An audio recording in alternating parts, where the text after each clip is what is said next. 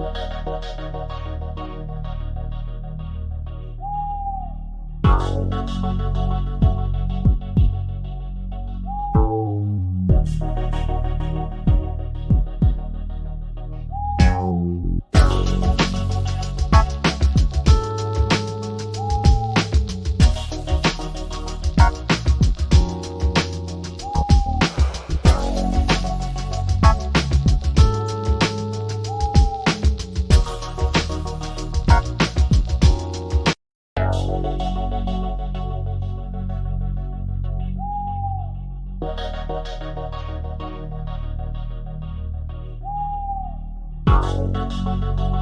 mean, the last time I talked, I heard about a whole Chelsea rebrand. But if you guys want to go back to your slutty ways, going through managers, Wow. Wow. Let Vader speak on Is it. he lying? They can pin out themselves Is now. he Speak your lying? truth, Vader. Is he lying? Do you know how many times I cried? You know how many times I cried, bro? Every time I see Nagelsmann coaching, You can't call this team a golden generation. There's nothing. Hans was asked what is a register. I swear he said someone. Ain't no way. I knew it. Once is an anomaly, twice a coincidence, 3 times is a pattern, 4 times is juju. That's my saying. So I'm sorry. It's witchcraft is happening.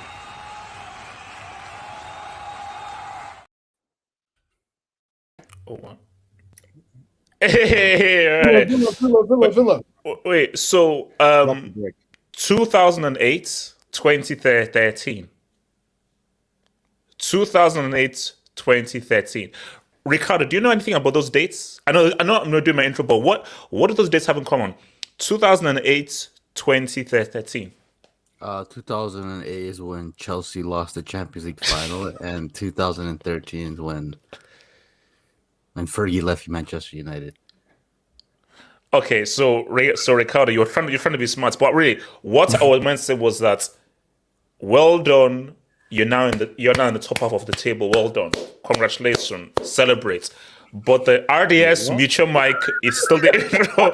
Mutual mic, RDS mutual mic. But the fact still remains is that Chelsea have won a league and a UCL more recently than United. So basically, you know how crazy is that? We're in the world where United, you're down so bad, you're celebrating being in the top half of the table. That's sad. That's really sad. That's really sad. But it is what it is. So we're gonna talk about why Vincent's company isn't the hero that we all want in terms, because again, guys, as you know, I'm a black supremacist, so I'm trying to spot Vincent's company in what he does. So we're gonna talk about, what's and also this is where your boy Mike even comment. What do you need to do being a manager who is promoted, and how do you need to change your tactics? And we're gonna have a Bruno conversation. We're gonna have a Bruno convo. So as you well know, Ricardo is a registered hater, so he has to register and everything. He's a registered Cristiano hater, and there's something about Bruno. Do we need a convo about Bruno? So we'll talk about Bruno Fernandes. We're also going to talk about, so this is a really big topic. I think, we're going to talk about the Owls, and I need Ricardo to host that topic. So Ricardo is going to host the topic where he shall apologize in triple space in his blood, apologizing to the Licks and the CeeLo. The CeeLo. He's going to apologize to the CeeLo and the we're going to talk about Foden and how City are playing and whether City can be stopped, and why Grealish, the Make-A-Wish David Beckham, probably might be the biggest waste of money this year, even much more of a waste than Lukaku, who balled against Brazil in a World Cup quarterfinal. We're going to talk about Kane as well. He dropped 3 picks against okay. Bochum. I was about to. Okay, yeah, okay. Whoa. Yeah, Bochum. Okay, let's say the full thing. Let's not cut it in half. Bochum. So, Kane, does he need to? Do we only accept his trophy if he finishes as top scorer? We're going to get into that and really dissect what Kane is doing in the Bundesliga, or what he needs to do in the Bundesliga. Then we're going to have our previews. Nottingham Derby, Arsenal against Tottenham, and Atletico Madrid against Real Madrid. We're going to focus on those two big games, the two massive games for tomorrow. So, guys, we have a full thing for you. So, guys, you know what it is? Have a meal, have a drink. I have my Bailey's cut the check. Bailey's cut the check. Bailey's cut that damn check. Cut that damn check, Bailey's. So, like the vid, subscribe if you're new, do your thing, be happy, be beautiful, be great, be wonderful, and feel free to send in your dubs. Your dubs need super chats. It's what keeps me alive and what keeps my water bill. I just read my electricity meter right now, going crazy. Shout out to Octopus Energy. You freaking thieves. Keep raising the freaking energy bills, you pricks. So your money goes towards my water bill, my energy bill, my roof, my rent, and my sushi that I have every Sunday.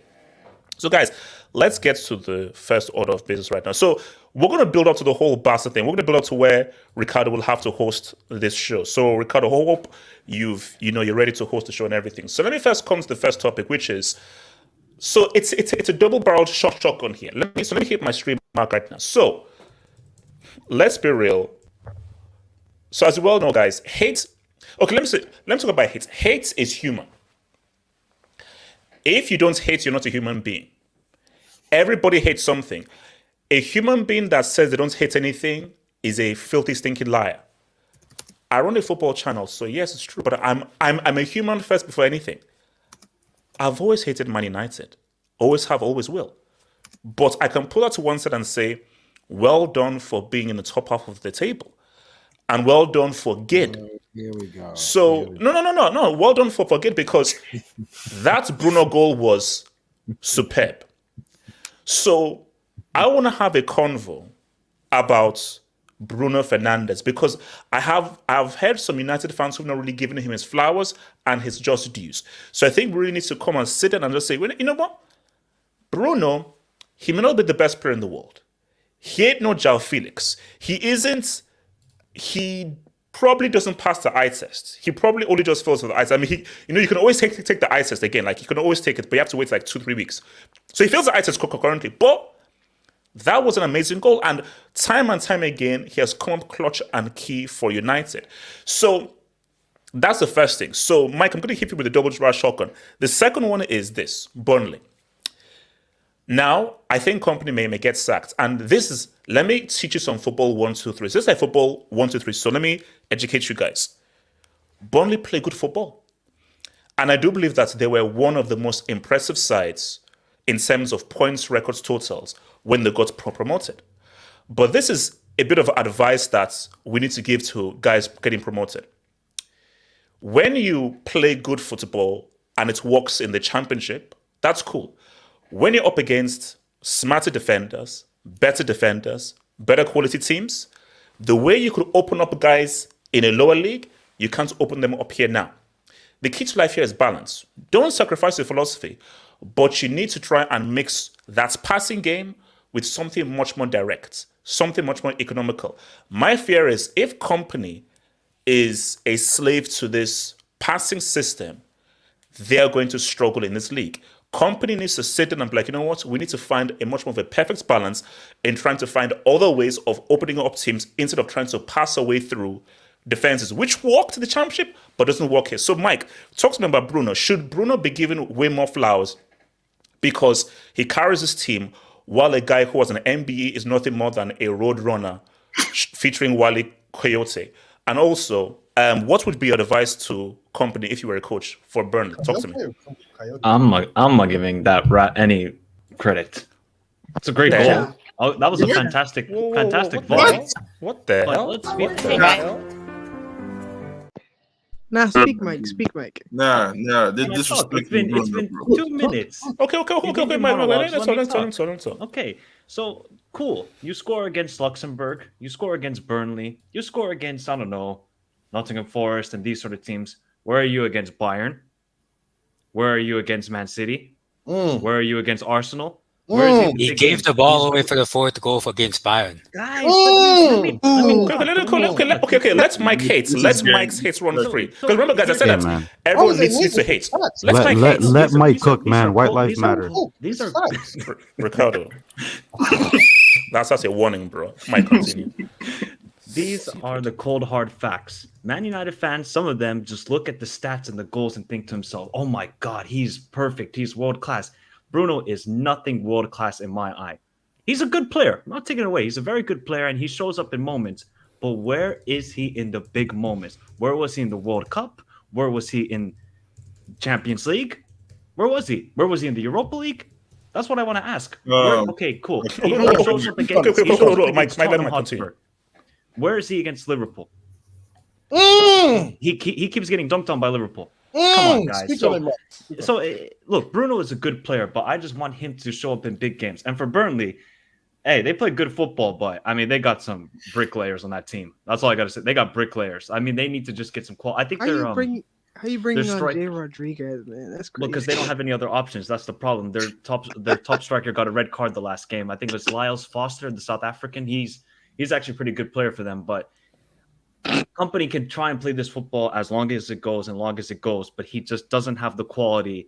Like in the championship, okay, you're going to destroy teams because all they do in the championship is put it in the fucking channel. Tactics. That's all they do in England. Put in the channel in the championship. If you play actually decent football, we saw it many times with Norwich. They play wonderful tiki-taka football. As soon as they get to the Premier League, they're going to get killed. So I think that's the same thing that's happening in the Company. They just don't have the quality. And we'll see. I hope it doesn't get sacked because I think he's actually quite decent. But it was a similar thing at Anderlecht for him. He played good football, didn't get results. I think he finished 6th and 7th, I think, in 2 seasons. Let's see. But Bruno, if anybody on this panel says Bruno is world-class, you need to... Okay, Mike. Thank you. Let me just respond to Bruno. Never said he's world class. I've never rated him as a player. But Mike, are we going to do that? Was a very good goal. That was a quality goal. I'm not denying that. That was a quality G. So my point here with Bruno is let's keep it in house. See, let's not leave United. Let's just keep it in house because I have my views on Rashford and how I think that Rashford, bro. This guy only exists due to PR. So but Mike, my whole point is United, things are not great. Things are a mess. And things haven't been great for a long time. Yes, it may not be big things, but based within the messed upness and the completely misdirection that United have been heading in, Bruno many times has come up and said, what's up? Now, you say true. Bayern, Liverpool. Who scored the winning goal against Man City? Man City. Offside. Okay. Offside. But it's a goal, But it's come on. No, don't do that. Don't do that. It's a goal. But still, I just don't see him as a world-class player in my eye. I just don't think he shows Okay, Mike. Let's just... He always does well against the mid-table teams in the Premier League. He always does well. But when the tough moments reach Bruno, he goes missing. He hides from the moment. But Mike, for what United have, let's forget world class. Again, let's just keep it in-house. Look at their team. Look at the football they played today, man. They played Bin Laden football. It was trash. It was trash. It was good. Yes, Can I respond to this real quick? No, you guys are playing fucking relegation Burnley. Bro, this is not some mid-table. This is the lower Prem team in the Premier League who have 1 point all season. Same record as Luton, I don't want to go away from Bruno, but Ten Hag is really at the state of I just need to get results now. Yeah, screw the quality of football, screw the system. He gave you guys a false promise of playing Ajax football, and he's just going to haram football, and I'm just going to get results here. How long that will last for him, let's see. But response to hate. Response to hate with this Bruno situation. And he's not world class yet. Like he's not world class until instead of bringing trophies to United, cabinet is not world class. But my thing is the fact they say he doesn't step up in big games. That's literally a myth. Like his record speaks for himself. Like I know people trying to say, in this moment, what? Bro, this United team is literally a one man can just carry you for for the rest of the season every time. The thing with Bruno is that, you can criticize him or he doesn't do this, doesn't do that, and doesn't do. But this guy has literally saved us so many times. His goals have literally carried United to win so many games so many times. Like that's literally what he is. Like sometimes he can win you a game by himself. Yeah, I know people say, against some other teams, he needs to step up in the big moments. I understand that, but you look at that United team, we're not playing well. The team is not teaming as it is, and you expect, just a one-man guy to just carry you in big moments. You can put Kevin De Bruyne in this team. He's not doing nothing against Liverpool away or against. But BMF, I think now let me try and take like extrapolate a bit of Mike's point. I think his thing is that if you have a situation where Bruno is your main guy, that's an issue. You see, my thing here is this: is that I said if you keep things in house, no United fan should be. You should criticize Bruno, but your criticism should be pretty much quoted in like, okay, wait a minute, this guy has been doing far better than everyone else. Now, if you take it beyond United, it is problematic if you're relying on a Bruno Fernandes to save you, because a world-class guy should be the best player at a Man United. Bruno is pretty much United's best and most consistent performer, and he is world-class, and that's a problem. Yeah, that's a problem. That's a problem, actually, because we're not a team yet. That's what people don't understand. People just look at the team shit and like, oh yeah, look at this place we have. We're not a team. That's like we're not a team yet. The chemistry is not there. That's why every time people always like try, like on Wednesday, right? People when we lost to Bayern, people try and blame Bruno for this. Where was Bruno? I'm like, who gave away the ball? Who gave away? He gave away that ball for the fourth goal. Let's talk about the 9 minutes. He gave away the ball for like the 4th goal. I can understand that, right? That's his fault. You can criticize him for that. But people try and blame Bruno for this and that for the whole 9 minutes of the game. You have Casemiro and Christian Eriksen they weren't winning their duels. They can't progress the ball. Sometimes we literally have to bring Bruno deep just to progress the ball from our side of the game to the opponent side of the game, because no one else can do that. Against Burnley today, you saw we couldn't progress the ball. We just passing it back, going back to Anana kicks it long to Rasmus, and we trying to win some. We trying win go for the second ball. So like the team is not. It's just the team is not complete right now. I want to say something. Actually, I'll come to you. So let me come Can I ask BMF a question? Yeah, go for it. Quickly. Okay, so do you think Bruno can lead you to a Premier League? Yes, I think so. Whoa. Okay, that's it. Wait, hold on. It's dropping. Nah, you don't have to. No, wait, hold on. I'm gonna drop it. I respect the delusion, man. Wait, BMF. No. BMF. Please be serious. Are you crazy? No, I'm not. What? No. BMF. You low-key should be assaulted for that opinion. No. BMF. Up in this league? BMF. No. Jesus, Elijah. No. Elijah, remove Pep. Elijah, remove Pep. Let's take Pep out of it. Even without Pep, you're saying that Bruno. By himself. This ain't Van Persie. This ain't gigs. You're saying Bruno can lead you to a title. What I'm saying, if the team is complete and the team is right, I think he can. If the team is literally complete with every player, that can play. No, that's still crazy.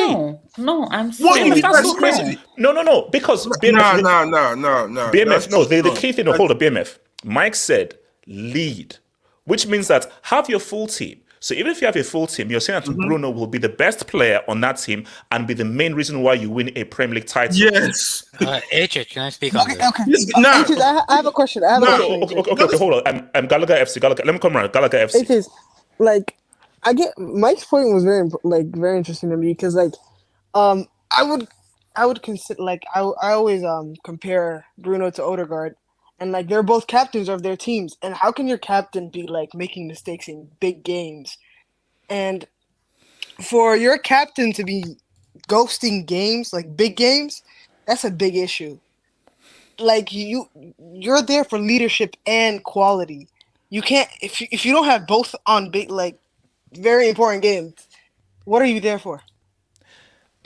I think that's the thing, because again it's Bruno is not necessarily a big game player. Yes, he comes through and he has come through for United many times, but he's not a guy you can rely on big games. That's the key. Okay, let me come to Ardis and AK. Disagree is that he's just become the captain. So the way if they're speaking about in the past, Maguire was obviously captain to this point, so he's just become the captain. So. Okay, so Ardis, where you at with Bruno then? Just give me a second. To be honest, I don't even know why we've been talking about Bruno. To be honest, in the sense, but can you just share this? Because I personally, I think it's Ardias. No. Share the things. So I do you know literally Ardias? Why do you do this?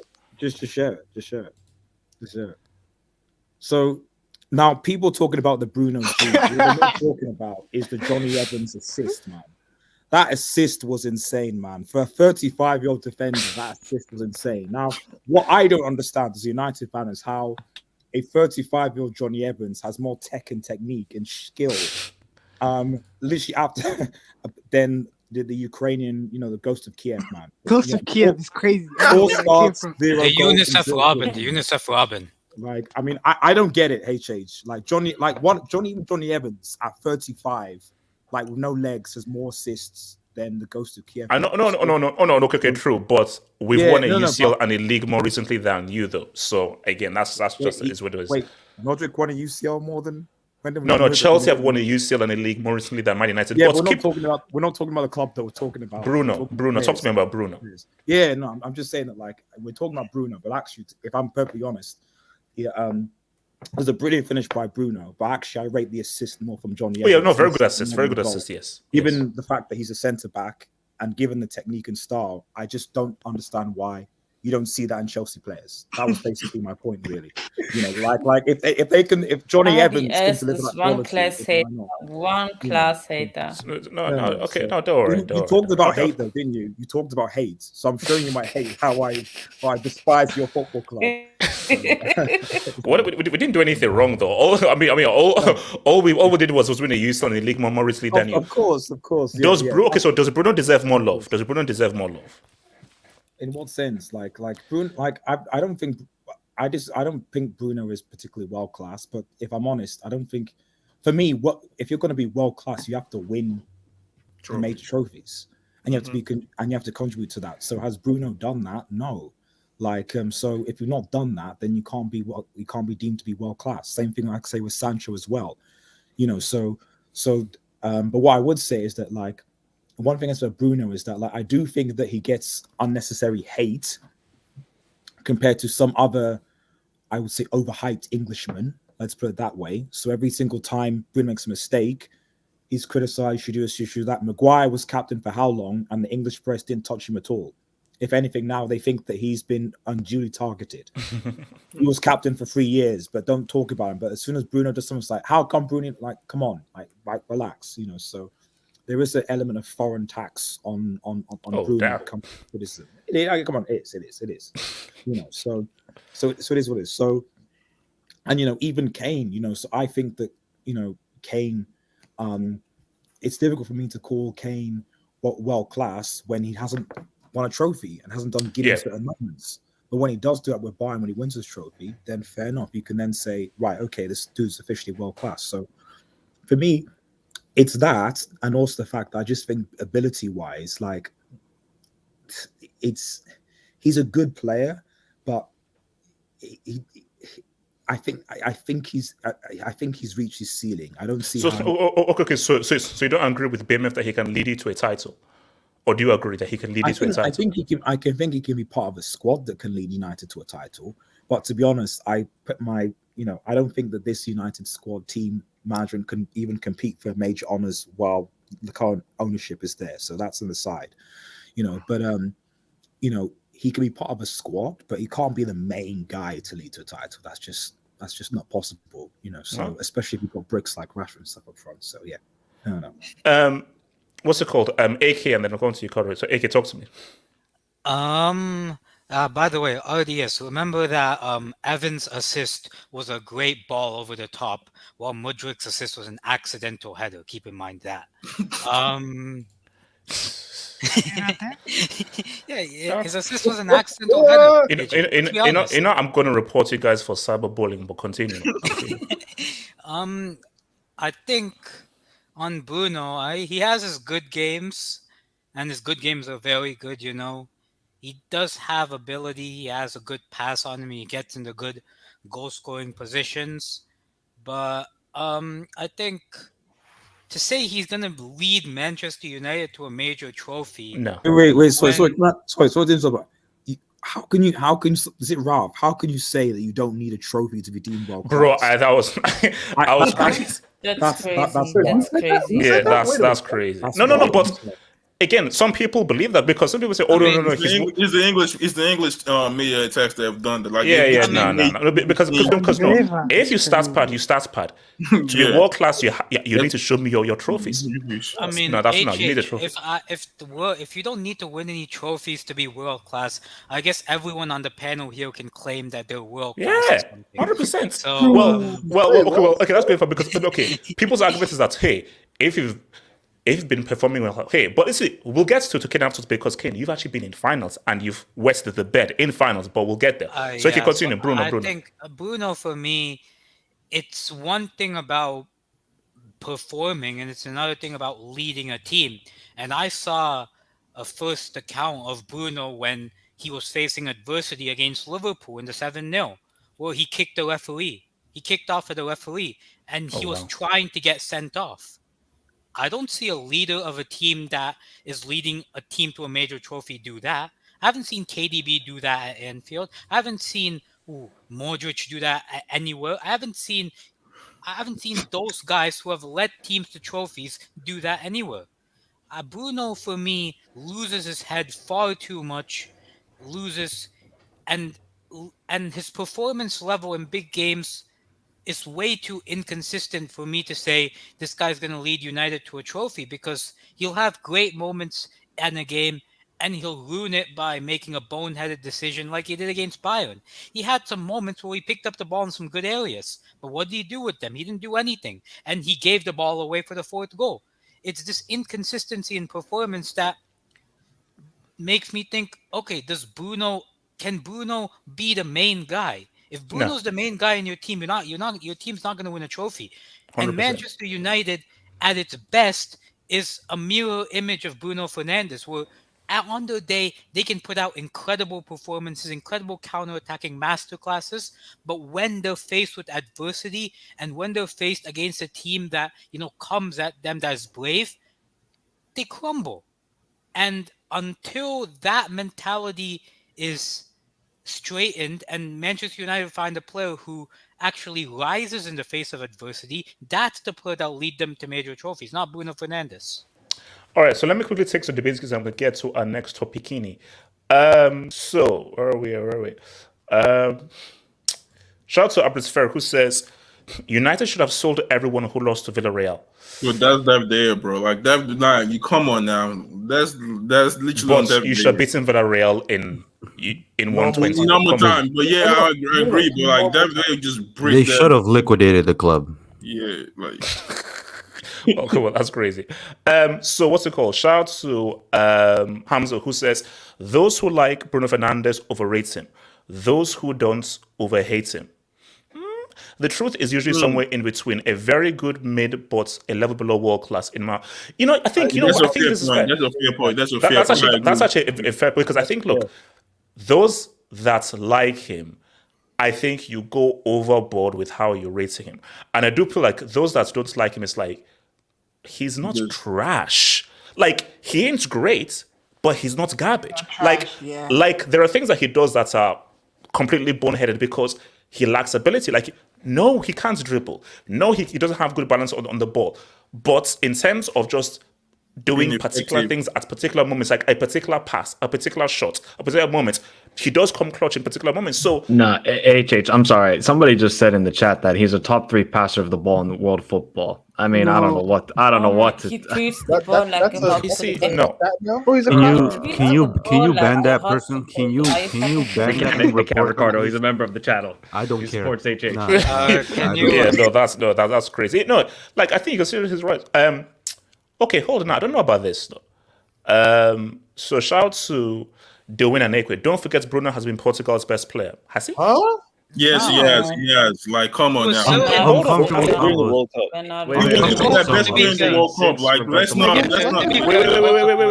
up. I like this conversation. This is my favorite conversation. Okay. So Ricardo.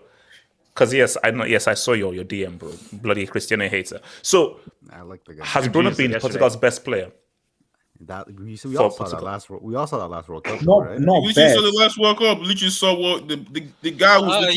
We saw him get pocketed by Unahi. Yeah, the whole team got he did it. That Morocco game, he did his job. Like what about he did his job? What about he did his job? No, what was his job? job? They were missing chances, bro. I'm about body. Literally, go back and watch that game. You see, BMF. You are who Hamza is describing here right now. You're who he's describing here right now. Okay, so Ricardo, who was Portugal's best player then? Bro, let's not be revisionist. Yeah, we have to give Bruno his flowers. You can watch back your streams. Bruno was Portugal's best player in Portugal that last World Cup. He was their best player. That doesn't mean he's the best player today. I'm just saying in that World Cup, he was their best player.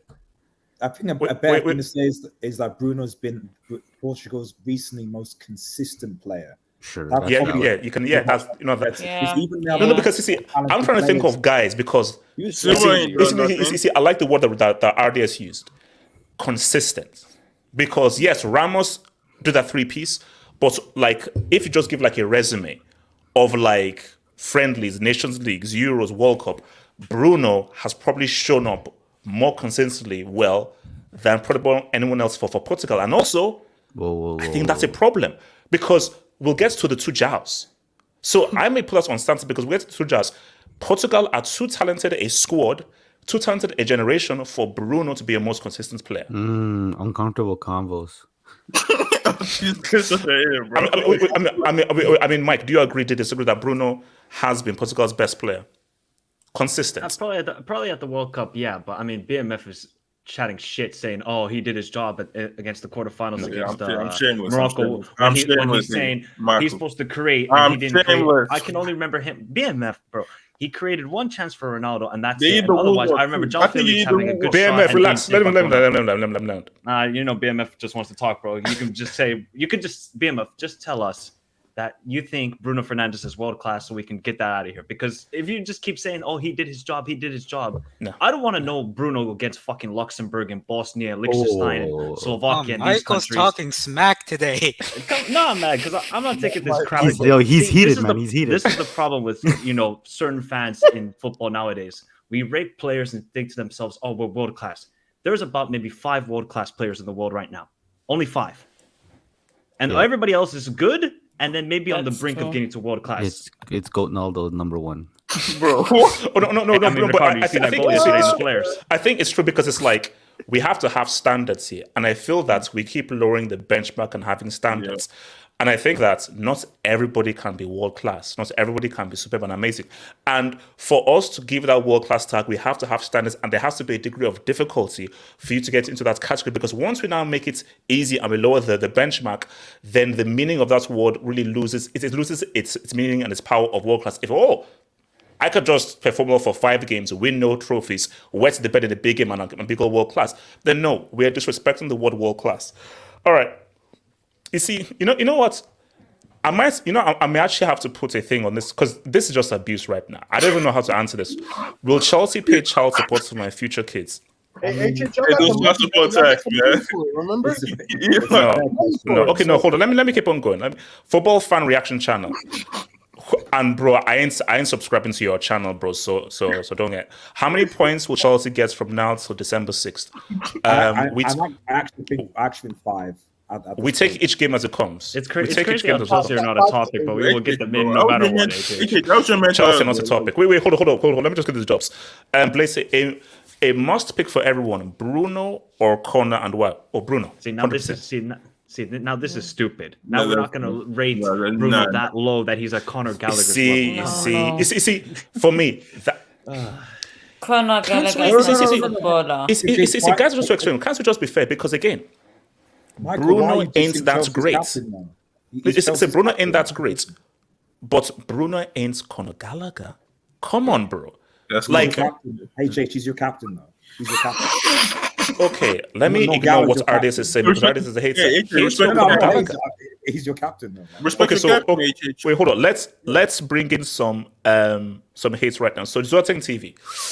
Burnley 62% possession, Don't hype Bruno. It was a goal, but it's flipping Burnley. Bruno showed up versus crap teams. When will y'all learn? We can't even dominate Burnley. It's so scary. We are crap. Ten Hag out HH. Okay, no. What? Here's my thing. Okay. See, Zoateng TV. Remember the last stream I said, sack Ten Hag and do what? Bring who? Who's gonna take the job? No one is coming. Like they sack Ten Hag. This could be a domino effect to the point where United just falls apart. Exactly. Like who the hell's gonna who wants no man just gonna come to this mess right now. Like, okay, wait, hold on. Let me just finish this, Dubs. So Zoateng TV, when will people open their eyes? I've seen Bruno blast out volley into space, but 1 out of 100 chances goes in and everyone gets brainwashed. He's wasteful. True. He's wasteful. But give him his dub. Just give him his dub. Okay, last dub. Okay, so Mike, can I hear the 5 world-class players? Go. Haaland, Mbappe, Rodri, Alisson, and Alisson? Yes, Alisson, 100%. Okay. Yes, you see how many saves he saves for us? Okay. Liverpool bias. I get it. He saves us bare times. I know. Liverpool bias. Okay, I get it. So I got to at least put one Liverpool player there. Yeah, that's crazy. Who would be the fifth? Bro, come on. There's not only 5. There's not only. Mo Salah. Mike, there might be more than 5, you know. There might be more than 5 actually. Yeah. It's okay. It was in the moment. Because there are some guys in our Barca squad that are saying what's up. And okay, also, which Barca players are world class than HH? Oh, no. We'll get there. Now, I don't want to tempt you, but we'll get there. Mike, let's build up. This is the problem now. People are putting Jude. What has Jude done in his career to be deemed world class? We're not going to forget the last game of the season in the Bundesliga and decided not to, and they saw Dortmund fumble the league. So. Mike, why didn't you say Salah? Bottle job. I mean Salah, yeah. I totally forgot Salah. See, for me, I just want to know, Pedri, I'm putting Pedri in there. I'll say Trent to be fair. 100%. Pedri has to be 100%. He's still young, but I mean, you could definitely see he has world class potential. World class potential, but he's not world class right now. I mean, you could argue when he. No. I'm sorry. You can't because here's my thing. Name me 5 better players in their position than Pedri. Okay, that doesn't mean they're world class. That doesn't mean that you can't say that. De Bruyne is better than Pedri. I'll tell you right now, if Pedri wasn't injured so much, there would be no conversation. He would be world class. Yeah, injury text. And for I've been okay. So guys, hold on. Let's get to it right now. So we gotta take to the dub. So let's get to it right now. So, why am I hearing myself in an echo? All right. Okay. Let me just meet that. So. Ricardo, you're gonna kick off right now. You see, when you're the self-professed GOAT analyst, you've got to take daggers to the soul. But when you believe, you must always believe. So, I was a lonely young Nigerian walking through the Sahara Desert. You haven't been young in over 100 years. And Ricardo, can I please? I was walking through the Sahara Desert. I was walking through. I was like, water. I was stoned. They threw rocks at me. They spat at me. And all I said was, let Felix live. Let Felix live. Streets, I need a hashtag. Hashtag, let Felix live. That's what I said. But then, I didn't say, I just said, let's Felix live. I said, no, he's crap. He must be in prison and everything. I was the only person on planet Earth. There are 6 billion. How many people are there on planet 7? Let's just say 7 billion people. Of 8 billion people on planet Earth, 1 Nigerian kept the faith. There are too many times it could be so easy for me to say no. Because see, this is what world-class players do. Mike, listen up. Let me teach you something, Mike. Oh my God. You see, clip this right now, please. So kids, pen and paper or your iPad. You see, I'm from the pen and paper school. So for you new kids, take your iPad and listen. See, guys, what do world-class players do? Tough game, hard game, difficult game. Things are not working out. It was But Celta when it Vigo, and but but whatever. but when it comes to money time, they're always there to cash the check. You see, money time comes, it's hard to cash the check. You see, guys, do you know what this means where you are being outplayed, difficult game, to execute a outside of the foot half volley, no look pass to your striker? And guys, as I said, he always had this. He always had this. That's number one. Number two, Ricardo. Number two. I've always said Cancelo is an amazing football player. I've always said this. And in a world ruled by Erling Haaland, who is trying to take us towards the stone ages of football, Cancelo's like, hold up. You see, this section, I'm going to call this section the João resurrection. Whoa. Because you see, the Jows are trying to fight against. Remember your drinks. No. The Jows are trying to fight against. Oh my the god! plague. There goes our trouble. And there it is. So no. My thing is that they need to still build, but all I want people to say is, I think football is just trying to live. You see, football is just trying to fight back. You see, guys, there's a war right now between the Pep plague and football. You see, the Pep plague is a disease that's trying to infest all of us. So this is a fight against the Jedi and the Sith. The Sith is Pep with his robotic, mathematical, straight A student football. But the Jedi is that maverick, is that kid who, he doesn't even revise. He shows up in the exam hall with shades, shorts, and a t-shirt, and a gold chain. And he gets full marks. And say, wait a minute, what the hell? Yo, check the paper. What's that student you? So my thing is this, is that, Ricardo, can you please give the student who doesn't revise that Dubinsky, and Ricardo, can you finally admit that half of might be the goal? What? You're promoting not working hard, HH. What? Okay, on the hold on. Kids work hard and do everything. It is what it is. But remember, schools don't really give you a good thing in life. You have to actually have a few careers. But that's a whole separate convo. Ricardo, talk to me about talk to me about how you abused me, how you insulted me when I defended Felix, and talk to me about how you're so wrong and how you've now seen the light. No, but hold up. Because you were one of those that said Cancelo's a bum and is a loser and has no parents. And he said Felix was dropped on his head as a kid. So my thing is this. Respond to this right now. And remember, their parents are watching, so. Okay. Okay, so we're going to keep it on the topic of the Jows, right? This is the Jows. Right? We watch the same game. We come down to different conclusions when we formulate different opinions. You have a fetish for anybody younger than you. Let's roll with that. Whoa, wait, hold on. Wait, no, that's crazy. Ricardo, that's crazy. That's wild. Ricardo, that's crazy. That's crazy. That's your final warning, bro. Because that should be a yellow. That should be yellow. But I'll let play advance. But that's your final warning, man. That's crazy. Relax. Anyways. Hold on. My opinion is never going to change. It is not because I'm a stubborn guy. Okay. It's because I just say what I've seen over the course of pretty much both their careers. João Cancelo, you are right. There's no denying that he's a magnificent football player, right? Technique. Yeah, he's a very technical player, and that's good. But for the position he plays and what is mainly required, he's just lucky he plays in a time where he can get away with the player he is. Because let's be honest, he's fucking terrible defensively. The fact that he's so good offensively is what's offsetting his defensive liabilities. And he also plays in a time where this inverted fullback position works and he caters towards his style of play and he succeeds. Hence why he pretty much has been rotated around Europe like a blunt and just failed and succeeded in different teams. Oh my God. At some point, it's gotta hit, right? It's gotta hit.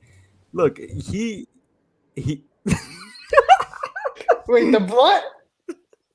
Just keep going, Ricardo. Just keep going. Keep going. You're making me laugh, bro. I'm trying to be serious, bro. I'm trying to have a good, proper intellectual football conversation. Oh, João Cancelo, I always said it. Anybody in the streets on the panel, tell me if I'm wrong. João Cancelo is a system merchant. He's okay. Look, every player is a system merchant, but there's players like João Cancelo that rely so heavily on a particular system for him to succeed. That's why he was so great at Manchester City. Obviously, he had a fall, and now it wasn't even anything to do with his ability. It's just his personality. It's been said he has a shitty personality. And the same thing happened at Bayern Munich. That's why I didn't extend him. Although you can argue there's a bit of financial reasons there. But where does he go to? He didn't want to pay 40 million. That's exactly. Why. So now he goes to Barcelona, another Cruyffist manager like Pep, and the same philosophies. He's flourishing. That doesn't mean I'm going to think he's his all-time great right back. He's the second coming of Dani Alves. No, in this particular system, he's going to thrive because every time but he's closer to Dani Alves than Sergio Roberto. Okay, first of all, we're not going to have that conversation. Okay? When he plays for Portugal, bro, he sucks. And that's fine. That's fine. It is what it is. But we can't act like this guy isn't a system merchant. You put him in your team, he's not doing what he's doing. He's just lucky he plays for Barcelona and they can get away with what he does. Now, João Felix, there was nobody ever denied his talent. Everybody knows he's talented. What we question him is his kinks of being a cuck, his professionalism, and his decision-making in his career. Wait, what was the first one? I didn't hear. RDS, mute your mic. Ricardo, keep talking. Don't repeat it. Keep talking. By the way, the news that he's together with his ex-girlfriend. Okay, no, Smart. We don't. No. We're sticking to football. We're sticking to football. We're sticking to football. Smart. Put it through 3 yards, man. Ricardo, continue. Felix, look, I'll say this. When I first saw Felix at Benfica, can you just talk about the pass? Outside of the foot, half volley, no look. But 3 games. So what do you want me to say after 3 games? No, I want you to talk about the pass. Yeah, it was a great pass. No, continue. Expand. Break it down. Bro, it was a great pass from a very technical player. Do you want to explain the physics of the pass? Yeah, no. I want you to know. I want you to wax lyrical on the pass. Outside of the foot. No, look. Bounce. Dot. 2-0 down. Team needed him. He came clutch. The heck? Yeah, no. Just doing too much. Great players always find a way, right? No. Wait. Hold on. Can you repeat that again? What if he put? Yeah, great players. I assume the guy's gonna be a great player. So what did you say? Great players always find a way. Yeah, always find a way to figure great, it out. So you're calling João Felix great? He has a great talent. A great player. Can you be a great player? No. You said great players. Yeah, great players. Though it's plural. I'm not referring to one player here. So it's not singling out João Felix because Lewandowski got it done. I mean, all the criticism he's been taking the past pretty much 2023. No. Hold up.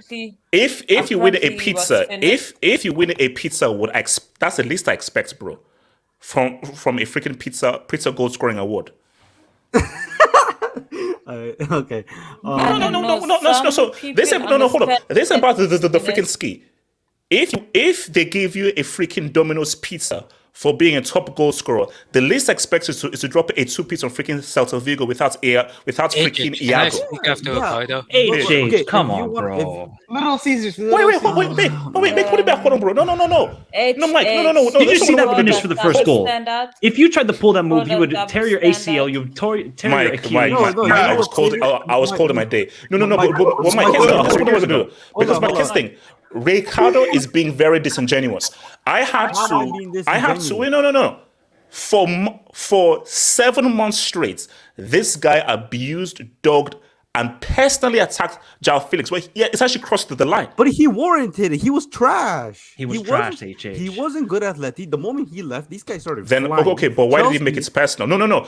You insulted him for bullying wise and you made it personal. Okay. What he does in his private life is in his private life. But because he was trash, you actually went to his private life, which I find ridiculous.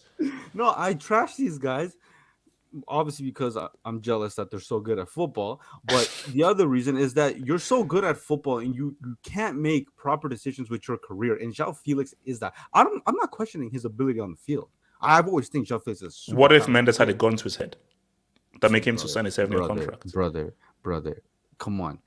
That João Felix move was ass. Then he goes to Chelsea, where he got a little bit of a fresh start. and he stunk it up there too. Well, come on. At a certain point, you just gotta question the guy. Like his professionalism sucks. You gonna defend his professionalism? If someone held a gun to my head when I was a 16-year-old to sign a 7-year contract at Atleti, I think I would suffer from mental health issues. Okay, that's just and me. Even then, you're getting paid a generous wage week in, week out. He's been at Atleti since how long? Like 4 years now, maybe, or something like that. You're telling me he couldn't spend one season learning how to adapt? Like, bro, come on! Like, you've been there for 4 years. Like, I know, yeah. How to, make a Lala player adapt to terrorism. That makes sense. So then why do you defend this guy? But there's guys like Griezmann who both perform at the club and international level in a terrorist system. Oh, Griezmann. Ricardo. You're right. I know, yeah. The guy who got subbed off in a World Cup final because he was so trash. Mbappe had to drag the team by himself to penalties. He was actually the best player. Yeah, that same guy who was so trash. He left Mbappe to defend by himself in a World Cup final against Argentina. That same guy. Okay, let me come to your boy Mike with this, and then I'll come to you. Okay, so Mike. Okay, Mike. I'll give Lewandowski his credits. Wow, those were two good goals that were put on a plate for him by João Felix and Cancelo. I mean, surely, if you're that great, you should score 2 tap-ins. So, Mike, talk about the Joaos and how they are saving us from this football tragedy that Haaland is trying to take us into. All right. So, if Felix is so great, where was he the first 80 minutes? Can I respond? Football is about moments. The end justifies the means. So, okay, Mike, let me flip to you. What would you rather do? Play amazingly well, but have no moments that lead to your team winning? Or play like trash, but have a golden moment and a assist of the season that leads your team to victory? What would you rather have? Why don't you hype up Bruno then? Oh, that's crazy. Can I respond? No, can I respond? Has Bruno ever made a pass like that João Felix did? No, he hasn't. No, he hasn't. No, he hasn't. No, he hasn't. No, he hasn't. No, he hasn't. What is all these exceptions to the rule? No, he hasn't. That is candidates for assist of the season. Mike, can you please speak on Cancelo and Felix, please? Thank you. Calma. It's 3 games. Real Betis, the Twerps of Antwerp, and now Celta Vigo. Royal Twerps. Now the Royal Twerps. Celta Vigo are actually a bogey team for Barcelona. Actually, I think what are they now? They've almost beaten them every time in the last couple of years that I can think of, especially away and home. But let Felix cook 10 more games, 20 more games, and then you're gonna look like the football GOAT analyst that you speak so highly of yourself of. It's 3 games. Relax. He's had a good 2 games. Today, he was asked for 80 minutes. He had the great moment with the assist, but that finish by Lewandowski was unbelievable as well. And you won't give any credit because you think to yourself, he's just a nobody striker who should be finishing that. Michael, you know ridiculous. You know that second goal, how he literally just stopped because he anticipated the 3 defenders to rush at the goal line. Exactly. If HA tried it, says the Lewandowski hater. But Ricardo, you think you're so slick? But I gotta give him his credit. No, shut up, Mike. Let me tell you about Ricardo. This is the same dude that was calling Lewandowski an old geriatric prick. Bro, so now he's trying. Ricardo, we have the receipts. Ricardo, you bum. We have the freaking receipts of you insulting Lewandowski. Mike, talk over him. Keep talking. Mike, keep talking. Well, we have all the receipts of you discrediting Lewandowski as well, HH. So you shouldn't be talking. Yeah. I gave him his credit. 2 good goals for a guy who won a pizza. Nah, that first goal was great. Come on. Nah, but you said tap-ins. Those are tap-ins. Well, maybe the second. Was that first one a tap-in, HH? The first one. Okay, the first one. Yeah, no, that was good. Okay, Mike, does he score out without Felix's pass? Okay, no, let me ask you this. Does he score out without Felix's pass? He's got to receive the pass. No. Mike, okay. Mike, what was harder? Shut up, Mike. Ricardo, shut up. Mike, what was harder? The Felix pass or the Lewandowski finish? Michael, don't they say that the hardest thing in football is to score? Yeah. Thank you, Ricardo. I'm going with the finish, to be honest. And this is not discrediting the pass, HH, so just relax. But the finish was better than the pass. That I will say. So for Barca as a whole, so you feel that we shouldn't already say, man, two amazing signings. You need to see if a large resume for Cancelo and Felix before you can say, oh, these are two great signings. Let's see in El Clasico when Cancelo goes up against Vini and see how he does. Because me and Ricardo have been consistent. We think he's a fantastic football all around. Defensively, like Trent, they're both not great at all. And Cancelo against Vini, I would be worried if I'm a Barca fan. On the ball, fantastic. You see him getting 2 goals already for Barcelona, but defensively, he is not good enough. And he will get exposed by Vini in that El Clasico if he does start, because who knows? Maybe then Xavi will start Araujo, then play Araujo against Vini. Who knows? We could see that situation. But now Barcelona, they didn't look great for 80 minutes, but then they just got that first goal and they got the belief. And also, shout out to Gavi's pass for Cancelo's goal. I thought that was amazing as well. We need to sing Gavi's. I'm waiting for Casey. Okay, actually, no. Let me come to Nate. Not really spoken to Nate and then AK. So, Nate, so obviously, Mike and Ricardo obviously have an agenda against the Portuguese people. I don't know what, maybe there's they're like anti-Portuguese or something. Wait. So, one last question. You said he has world-class potential. So is he having a world-class 3 games so far? João Felix. Who? João Felix? Who? Felix? Yeah. Mike, can I respond? Can I respond? Mike, let him cook. Let him cook. Let him live. Let the guy live. And Mike, no, Mike, I'm with you. Don't let him cook. No, hold on. I'm with you. Sebastian, please. Mike, I'm with you. Let's see a few more games more. It's true. Let's see a larger resume. But Mike, I'm not here saying world class, amazing, superb. All I'm saying is, for a guy who was the most insulted and vilified player on planet Earth, I feel sickened that this sick individual from Canada stroke Peru hasn't really fully given him his flowers. Can I get a good season? Can I get a good season? Where's Z-Man? Wait, hold up, Nate. So talk to me. So Why am I Nate, always taking the blows from my fan base, bro? What the hell? So Nate, explain again. Obviously, we obviously know Mike and Ricardo obviously anti-Portuguese. Maybe they're like prejudiced against people from Portugal and so forth. So speak on Felix and Cancelo, and can you maybe explain why Mike and Ricardo are against Portuguese football players just trying to earn a living? I mean, in terms of Cancelo, I honestly feel like he should be a winger. Like, I know that sounds pretty simplistic, but I mean, Bale did it. And I mean, he likes playing on the ball so much. He's a great playmaker, dribbler. Like, I feel like he should just become a winger or midfielder. Like, he could do it. Doesn't have to worry about his defensive duties and all that. And yeah, I think João Felix is turning it around. Like, I don't think he's going to become a superstar or anything, but I think he's going to maintain the level he's playing at right now. Like, I don't. Was that a superstar pass? Was that pass a superstar pass? Outside of the foot, no ball going down. Three defenders around him, little line of vision and everything. So because it's a superstar. No, I'm not saying it's a superstar player right now. But I'm just saying it's a superstar pass though. I'm just saying it's a superstar pass right now. Okay, yeah, but that doesn't necessarily make him a superstar player. Bruno makes a lot of great passes. You know, De Bruyne has scored amazing goals, but you don't consider him a world-class player, right? Remember when Eder scored that superstar goal? De Bruyne has made some of the most insane assists I've ever seen. But you call him a system merchant, right? Who? De Bruyne. This is true.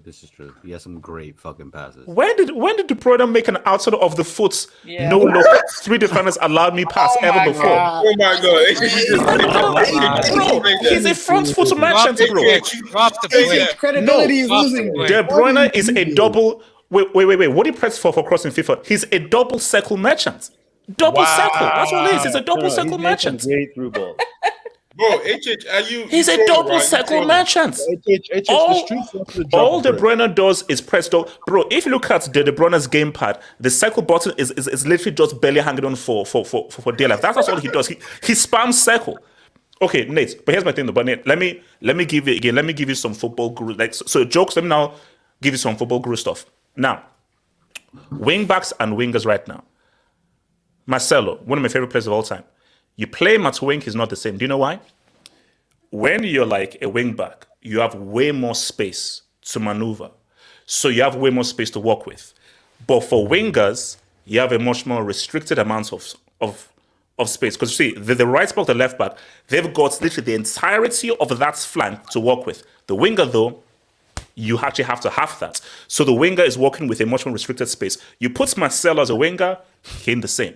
You put Cancelo as a winger, it ain't the same. As a winger, the way your game has to operate is very different from how your game operates as a right back or a left back based on where your position and the space you're working with. So Cancelo and Marcelo don't work as wingers. Okay, let me speak on this Felix situation real quick. Wait, no. I remember I said AK, then it comes to BMF. AK, talk to me.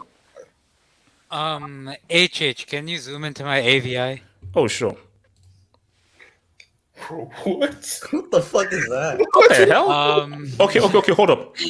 Was this taken after the game? Yeah, this was this. These guys have some crack. No, don't do that. That's just being stereotypical to Portuguese. Okay, so explain this. What the hell is this? Why? I believe there was some black magic, some juju involved. I think that face was used. I think it was some sort of spell that was casted for Barcelona to make a comeback. Okay, no. We're not promoting drug use here on YouTube, please. So thank you. Let's keep it to football. We're not doing that, except for specific people. But I think I'll be honest. They're both balling. I thought for 80 minutes, João Cancelo struggled, especially defensively. He had no idea where to position himself on the counter. But then when Gundogan moved to 6 and Cancelo was given the freedom to attack, he didn't show this quality, and Barcelona won the game thanks partly to him. Felix, that first pass was very good, but... Wait, hold up. What do you mean by very good? What Bro, do you come mean? on. No. Do you want me to explain the physics of that pass? Do you want to be... Tesh! Okay. Say it no. AK, say it have to be Tesh. AK, say it have to be Tesh. Okay, you can stop. You can stop. AK, just say Tesh. Just say Tesh. You can stop making weird noises now. Just say Tesh. Just say it was Tesh. No. Okay, all right, fine. You're scaring the kids, man. You're scaring the kids. Oh, this is not like the guy's what? Wait, how old are you? You're 19 or 20? 19. He's 12 and a half. Ricardo, I'm just gonna give you a straight red, bro. So if you don't relax, man, it can continue. Respect the half. Shut up. Yeah, it was a very good pass. I don't know what else you want to say about it. I think let's see how João Felix continues. I think he's playing well because this is his preferred position out of anywhere on the field, this false left winger role that Xavi likes to play. That's his favorite position to play anywhere on the field. So he's kind of showing what he can do. Let's see if he can continue over 38 games so that HH actually has one W this season. We know that his Chelsea are going downhill, so he needs this. Yeah. We still have a 2021 UCL though. So he needs his W. So yeah, I mean, the two Jows, they look good, but let's keep seeing how they play. And also, Casey, if you dare disrespect Gavi today, no. Gavi did his thing. I mean, the guy's still a budget player, but he did his thing, man. So let me hit these. Can I just quickly add to just brief ones AK said? I think AK is actually correct, and to Mike and Ricardo, guys, you guys have got to give HH this João Felix stuff, man. Tomorrow, his team are getting spanked badly, badly, So this is the only joy that he's gonna get. If Chelsea beats Villa, I'm bringing out the guitar, bro. I'm recording a track. I'm recording a track. No. Based on the abuse, I'm recording a track. Trust me. I'm hitting the studio. If we get because I'm hitting the studio, bro. We're taking it back to the 80s, man. We're going techno. We're going to This guy got the easy disease. Why is HH showing his age? For a black man, you got no rhythm. Okay, Ricardo, shut up. Ricardo, I'm going to give you a red. Ricardo, I'm going to give you a red. Ricardo, I'm actually going to give you a red. Okay, so let me. How Ricardo is still on this pitch, I have no idea. I think he actually paid me so much in the pitch. And shout out to Abris Fairman. Dubinsky. By definition, Goats Gitner, by definition, Felix is a system merchant, according to Half's logic. What? No, he's not. No, Felix balls in teams that play Lala. A Lala balls with Lalas. A Lala does not roll with terrorism. Lala plus terrorism equals X. Lala plus Lalas equals, fruits. Like it's equal, like it works. That's all. But like photosynthesis, what's that? Is it water plus? What is that? Is it water plus hydrogen? All right. Look, it was a long time ago. I don't know what's photosynthesis. Is water plus something? Like CO2. Wait, I think CO2 is up there. Like, is it like a nucleus or something like that? Also, no more Baileys. Hey, look! Shout out to me single man. Shout out to me single man. Shout out to me single. She was cool. She just went a bit crazy afterwards, man. But I think we're a bit weird for her. Also, has Chelsea had a solid starting 11 since Tuchel got sacked? I can't think of an 11. Yeah, sorry, it's fair. Yeah, so 22-21, we played City in the UCL final. Havertz scored the winning goal, and we dunked on Pep. And that was the year we dunked on Pep 3 times in a row. So yeah, that happened. 21, we beat them. Havertz scored the winning goal. That was our second UCL. Should really be our fourth because Barca paid the ref in 09 to win their own UCL. So it is what it is. Relegation. So shout out to Blaze A. Maybe Poch was right about others getting undeserved points. Watch United win that game just to see Chelsea dominate Villa in every start and still lose. Well, Blaze. Just did. No. But Blaze, here's the thing though. What if we win against Villa? Are we gonna so what did you say, talk about lemons tonight? Wait. Hold on. No, we'll get there. But honestly, what if we get the Dubinsky? Shout out to Anthony Bade. Put some respect on Gavi. He was amazing. Okay, hold up. Amazing. Let's relax. Great pass. Let's not say he was amazing. I could say it was because I know. Did he deserve that Golden Boy award? No, he doesn't. No, you guys are so revisionist. You guys are so revisionist. Wait, which year did you win it? Against where you had Musiala, Bellingham. Musiala was barely. Wait, hold on. Hold on. BMF. He wanted to over Musiala. Yeah, I think he won over Musiala. Yeah, Musiala was on the list. Musiala exploded this past season. Wait. Exactly, so is this award? Is this award like sponsored by the states of Catalonia or something? Or yeah. Why are you guys so revisionist? That same year, Musiala wasn't playing like week in, week out. Pedri was already making the national team at 18. He was starting for Barcelona. Like, why are you so revisionist, man? Okay, hold on now. You know what, Gestria? I'm going to save that dub. I'm going to save your dub before we get there. I'll save your dub, but we'll talk about it briefly. Obrigado, Brazil. What if your billionaire club will get relegated? No, it won't. No, it won't. It's never happening, bro. I don't know what. No, it's never happening. Abdallah says, what's so special about Eric Ten Hag? He got a team who've not won a UCL and a league in about 50 years, their first trophy in a long time. So that's what's so special about him. He got a mid-tier club, their first trophy in several years. So, hey, what the hell? Okay, let me give this to Mike. Mike, how did they build the pyramids? It says HH. How did they build the pyramids? Michael talks. That's free. Michael talks football from Helsinki. Michael talks football from Helsinki. How did they build the pyramids? Apparently, they said it was those Wait, no, Gaga. I'm asking Mike. So, Mike, how did they build the pyramids? Just I don't know. You were there when they were building it. So you no, I wasn't. That's crazy. I turned 19. Was that your part-time job? Hold up, Mike. Shut up, guys. I turned 19 October 4th. So, guys, I want to say wasn't happy that like 19 before Christ? next time and so forth. Relax, bro. I mean, Christ, is pretty old. Yes. Yeah, it was before Christ. That's crazy. Okay, Cardosa, I'm actually going to put you in thingy. HH is our Black Jesus. Well, here's the thing. Sorry, guys. Newsflash. Jesus wasn't white. This was because you were talking about comment by Half Hope Snow Bunnies. Okay. No. Okay, Cardoso. Someone put this guy in timer, please. Aish, why did you let Eve eat the apple? I mean, that's it's beginning of time. That's crazy. Okay. So now, Ricardo, this is for you. They win an echo. Ricardo, would you swap both Giles for Mbappe? What do you think? Obviously. Is that a question? It's a dumb Okay, hold on. Expand. No. Because remember, you're losing a right back and a Tesh. Yeah, but you also gain what, the best player in the world? Wait, hold on. You're getting what? What did Ricardo say? Messi. No. What you say? No, can you say a bit louder? What you say? No, he's the best player in the world. Messi and Neymar are not in Europe, so they can't be in that contention. No. You said the world. Yeah. You said the world. Messi and Neymar are still in the world. Okay, fine. Oh, so you're saying Mbappe over Messi? You guys know where this is going. Okay, whatever. Oh, wow. Okay, best player in Europe. He's the best player in Europe. You see, Ricardo, you finally came around. Finally.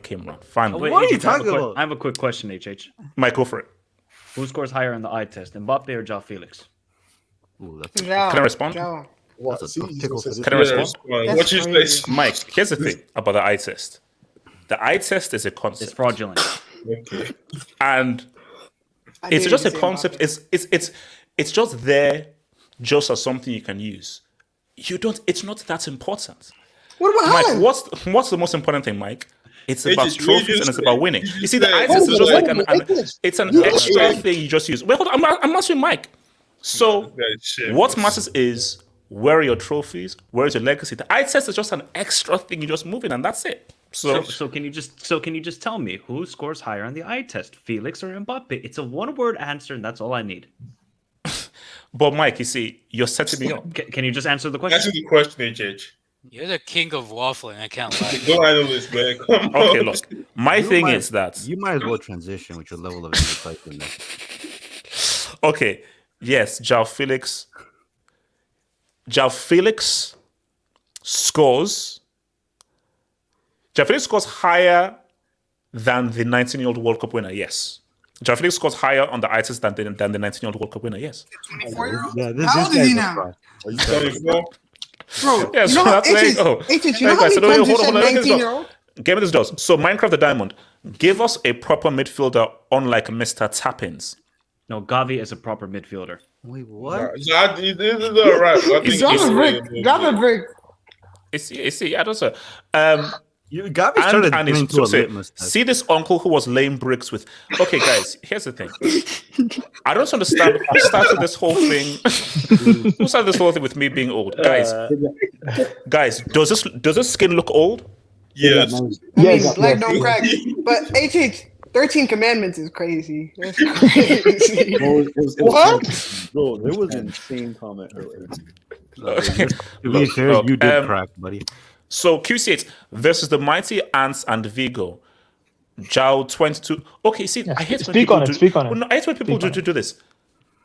Can't we judge, guys? You can only beat what's in front of you. Ooh, yes. Say that when Messi No. Oh, okay. So we shouldn't say anything now. Wait, hold on. So because your problem is that your sample size is too small. No, Ricardo, don't do that. Don't do that. Yeah, we can't have a good season. No, you can't. No, you can't. Do you know why? No, do you know why? You know why you can't? Based on the abuse he received. That's not abuse. You need to give him his credit. For what? He's shown up against what he has to deal with. So you shut up for doing your job. Who's the guy in QC8's Abbey? Should we give you credit for doing your streams? Bro, that goal that he scored against them. Is the goal going to be 4 times the size tomorrow or not? Yeah, what's happening in QC8's Abbey? That was crazy. Okay, Yasin Ibrahim just shows us how unserious the murder brain is. Oh, Dembele. No, guys. Guys. Dembele. Let me. So I have taken away my stocks in Ousmane Dembele officially. Yeah, just now. When did you take it away? No. It was against against Dortmund. Against Dortmund. He became the second greatest winger of all time on 18 December 2000. Wait, hold on, Mike, sorry. Sorry, Mike, you said what? Like, you didn't take it away after that World Cup final disaster. Oh, no, he was paid to throw the game. He was paid. He was paid by Qatar to throw the game. So. Wait, hold on. Why didn't Mbappe? Wait, hold on. If Dembele somehow convinces Mbappe to extend his career at PSG, he might be the greatest French winger of all time. No. if Dembele convinces Mbappe to extend, then he's going to join. No. Then he's going to join Pep on my hit list. No, he might be a bigger legend than Pep for Barcelona. Name me one player who has World Cups with two different countries. Oh, okay. So shout out to Abrit's Fair. Let's talk about our 9,000 calories is Zidane's son. What? Okay. I mean, both are. No, wait. Okay. Let me just respond to this crap. So, 98, he was poisoned for the final. In 06. Wait, can I respond to what I'm saying? In 06, R9 owes me money. If I ever meet him, he owes me money. I placed a bet on him that he'd be top scorer in 06, and he turns up looking like a drunk dad. So, the both times he faced Zidane, one time he was poisoned, which is crazy. You're so scared of a 21-year-old, you have to poison him. That's wild.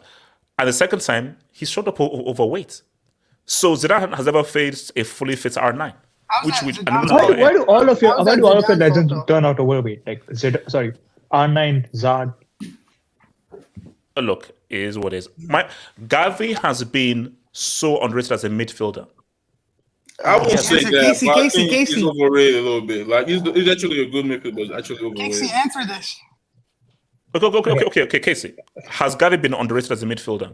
Listen, I'm just gonna say this. Like he was our best player today, and it sucks to say that, but bro, he carried us. Gavi literally carried us today. Like he was better than. Wait, Casey, why does it say it sucks to say that? It helps Barca. Wait, hold on. Yeah, I've got a problem.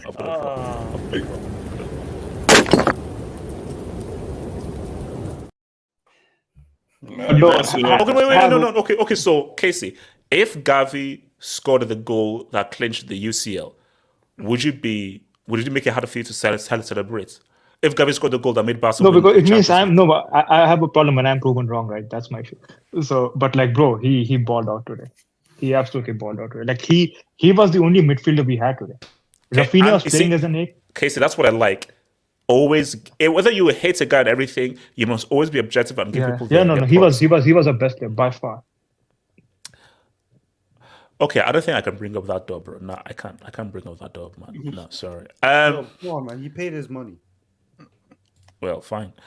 And Annie, actually, did you send out the crow out in the app? No, I did not. Cruyff, what if Felix leads us to assist to you? Bro, that better not happen, bro. This guy will be so shameless. No, like Barcelona can't win the UCL. No. Questions to be asked of Pep then. Mike, you're saying I saw you swaying to and fro like. Why not? I mean, Barca can win it this season. I don't see why not. If they get a goal, but Mike. No, we don't have a DM. We don't have a DM. That's why. See, that's because the problem. It was so easy to open up our midfield. Well, maybe. I think he has been good, but like not. Bro, he's a short-term solution who's doing the job right now. That's it. Bro, every player on your team doesn't need to be world class. Which shout out to India. HH was fighting pickles in the Jurassic area, which is funny because I turned 19 October 4th. Guys, remember my 19th birthday is October 4th. My 19th birthday is. Are we getting a birthday stream? Are we getting a birthday stream? October 4th, 1993, maybe. Yeah. Yassin Ibrahim. Sure. That spiky hair grass inspector Xavier is the limit to this team. Got tactically outclassed by Papa Benitez and couldn't respond. Bailed out by ballers. Okay, so is Javi still a fraud? Ricardo, is Javi still a fraud? I said this. I was actually having a great conversation with my cousins over the weekend about some good football. And I say this and I stand by this. I don't think this is a slight on Xavi because he's limited only by his experience. I think our weakest point in this team is actually our manager because I'm looking at the depth we have offensively, midfield-wise, and defense. We have a great goalkeeper. I don't think he's the one to maximize the squad. Do you think Xavi overcomplicates like stuff sometimes? Like when it comes today he did that. Yeah, but that's sometimes when I see himself like Barcelona, I'm like, I'm not trying to say it's like Pep, but like it starts to like overthink and just overcomplicate stuff that it shouldn't, Yeah, but that's what I'm saying. That's his inexperience. He's overthinking too much. He's inexperienced. Okay. So now I'm not going to read this out. I'm not reading that out. I'm not reading that out. So, half up snow bunnies.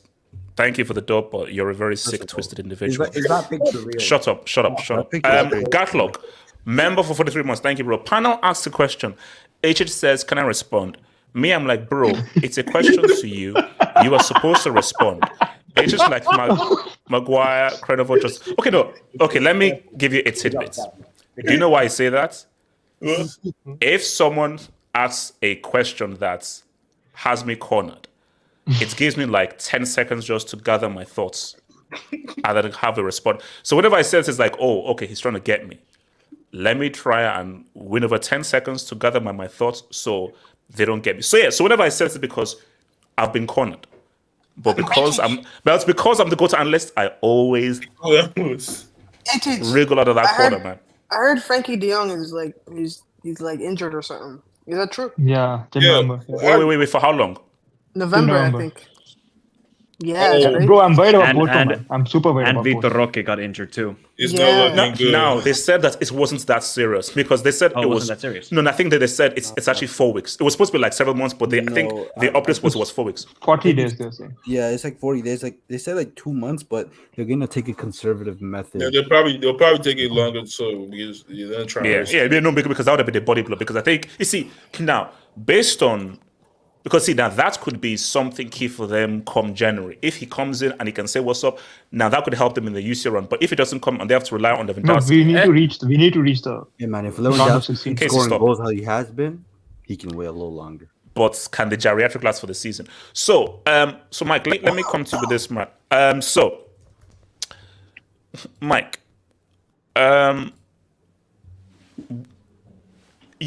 So 2 questions. First of all, your assessments on Foden and should we already give City the title? 2 things.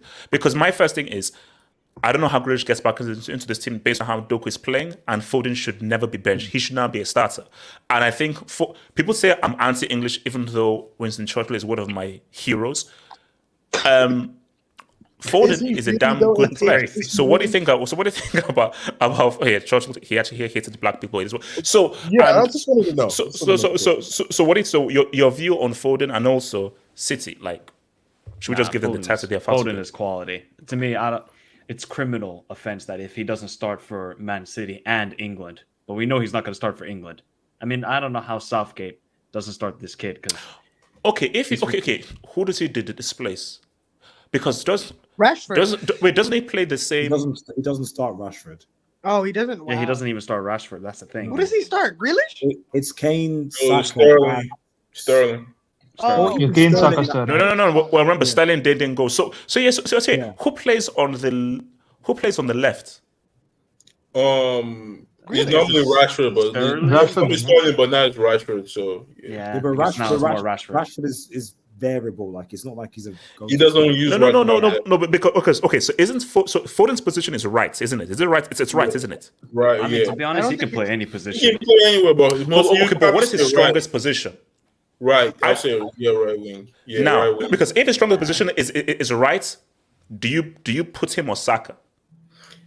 They can play him in the midfield. That's the thing, but Southgate is just not trying to do that. No. But now that's where I will defend Southgate is that your philosophy is your philosophy.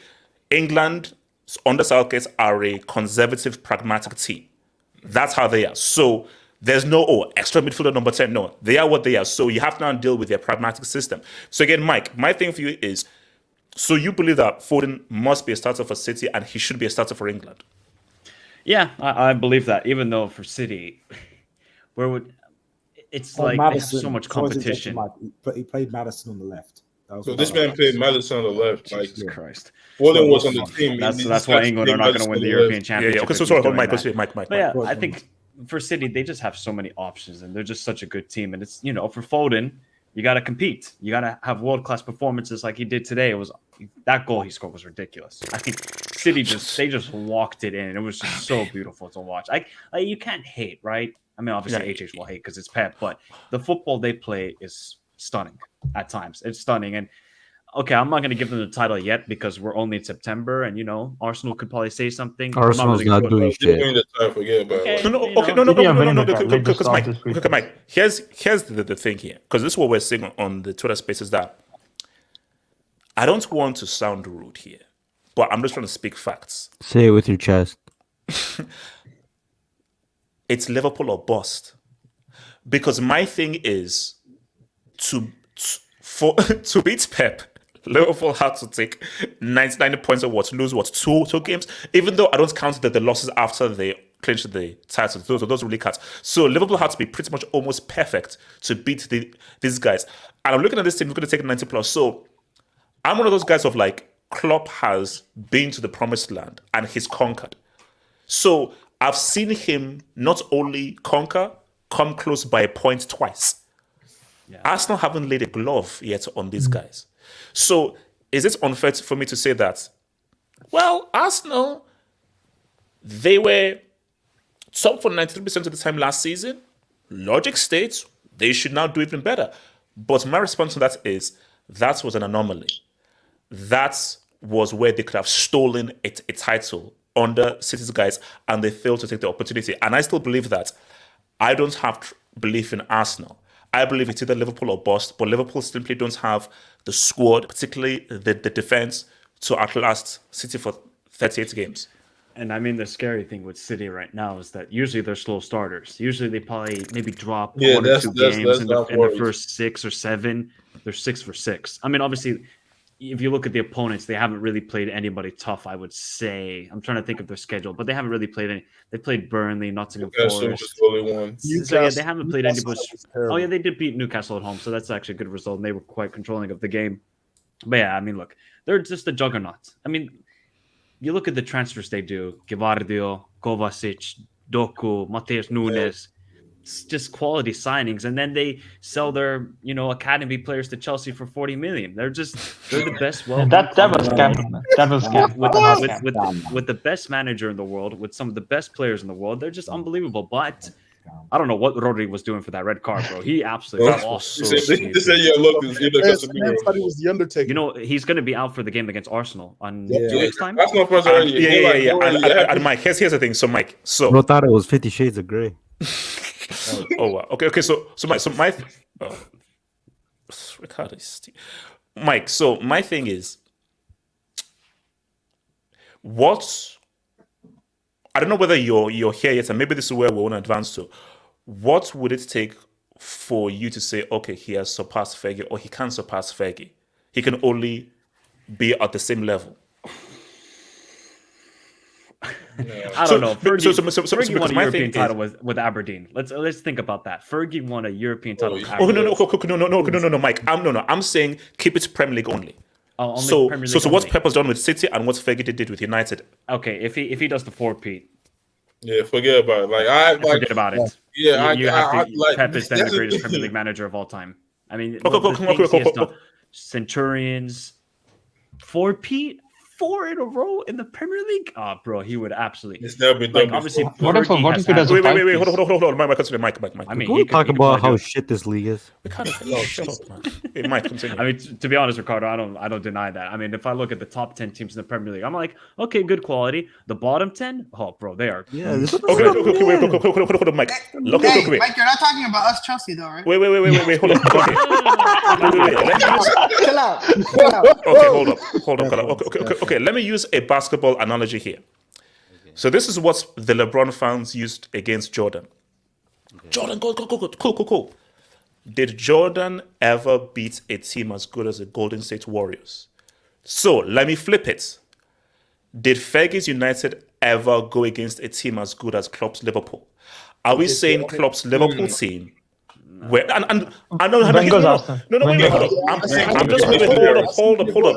just throwing this out there. Yeah. This is an open-ended question. Were any of Fergie's opponents as good as Klopp's Liverpool team?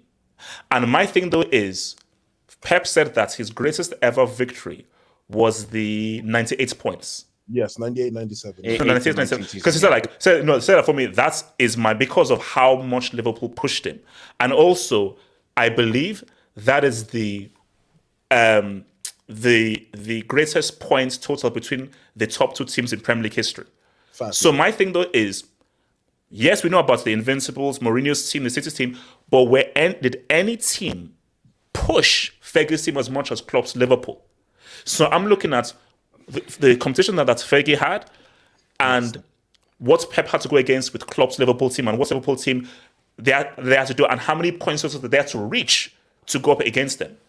I mean, if you look back like in the early 2000s and late 90s in the Premier League, the money disparity maybe was a bit more even between the top and the bottom. Obviously, United spent, Chelsea spent, of course, when Abraham came in. Arsenal didn't really spend that much to what I remember. But now it's just like all the teams are just spending crazy. Like obviously you have Man United spending crazy, Chelsea spending crazy, Man City were spending crazy until they have sorted out their academies. So I mean, it's very revisionist of us to look back and say, oh, could Liverpool win it back then?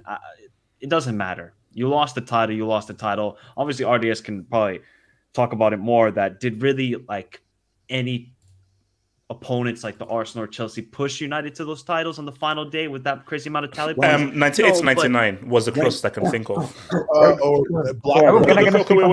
Artist, talk to me, artist. Can I speak on this after? Yeah. Okay, go to you, artist. I have a cold. That's why I'm not speaking the same voice. If people are asking, Wenger's Arsenal by far. Wenger's 1999 team when you had obviously David Seaman, the goalkeeper, but likes of Vieira, Petit, Ray Parlour, Mark Overmars, Perez, Bergkamp, Anelka, Tony Adams, Anelka when he was actually good. This was like arguably, I'd actually make a case.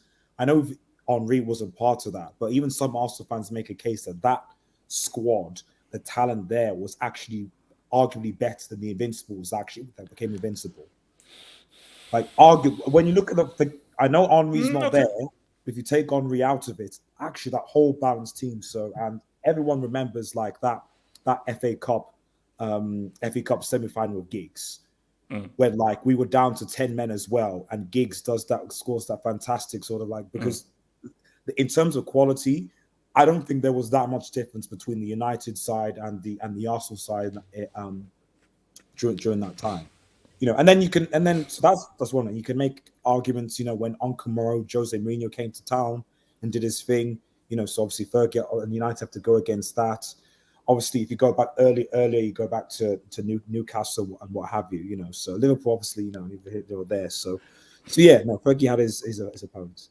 Okay, let me come to Nate, Elijah, then AK. So Nate, your view on City, can anybody stop this City team, man? Like, are they too good? And has Pep already gentrified this league in terms of them already being the greatest team ever in the Premier League already? Yeah, I think, pretty much. I mean, I kind of wanted to see how Arsenal would be going into the season, but honestly, I think they're too shaky, especially seeing how they bottled it in the last year. So yeah, I think they will win it, to be honest. So, I mean, are you already putting them as the greatest Premier League team ever, or do we need to give Fergie more respect? Or do you want to wait until he does 4 in a row, if he does 4 in a row?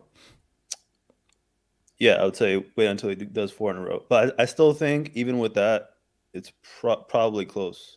I think the Premier League was probably stronger back then. Okay. Elijah, talk to me. Yeah, man. The Prem. I'm tired of the Prem, man. I've grown weary with this league. When I'm hearing when we're comparing roster or comparing squads or dynasties, it's really tough to compare United.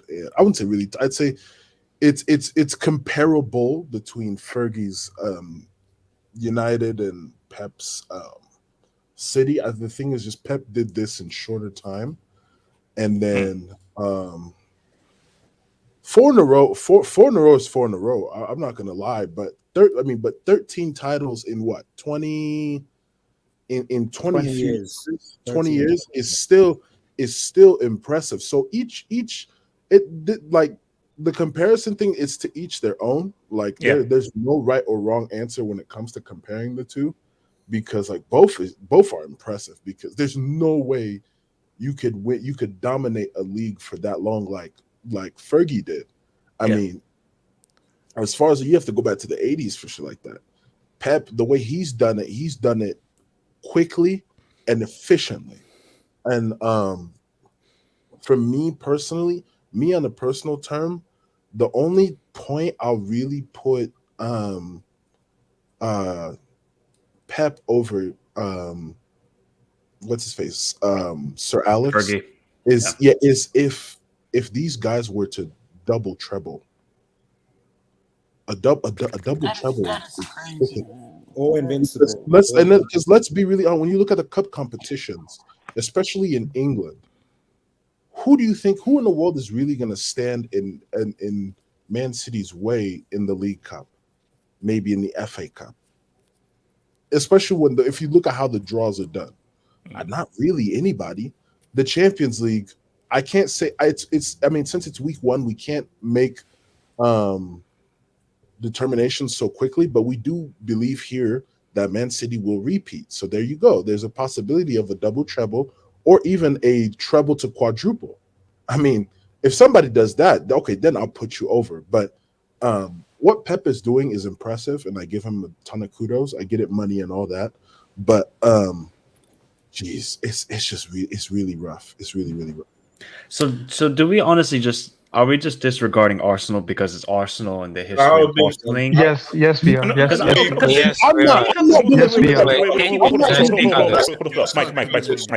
Mike. Because I think Arsenal have a really good team. Obviously, like, look, do they have guys who you say they can win the league? Maybe they have a couple of guys, but I still think they have a really good team, and it's just going to be when they play in 2 weeks. Arsenal have to beat Man City. There's no Rodri. Okay, but like I say, you went to the point I wanted to go to. So when it was Liverpool against City, you knew that City were very strong at the crib. You knew that Liverpool was strong. Like, did City ever beat Liverpool at Anfield? Like, how long did it take before City beat Liverpool at Anfield? I think they beat them in the COVID season. Yeah, but most times Liverpool beats City at Anfield.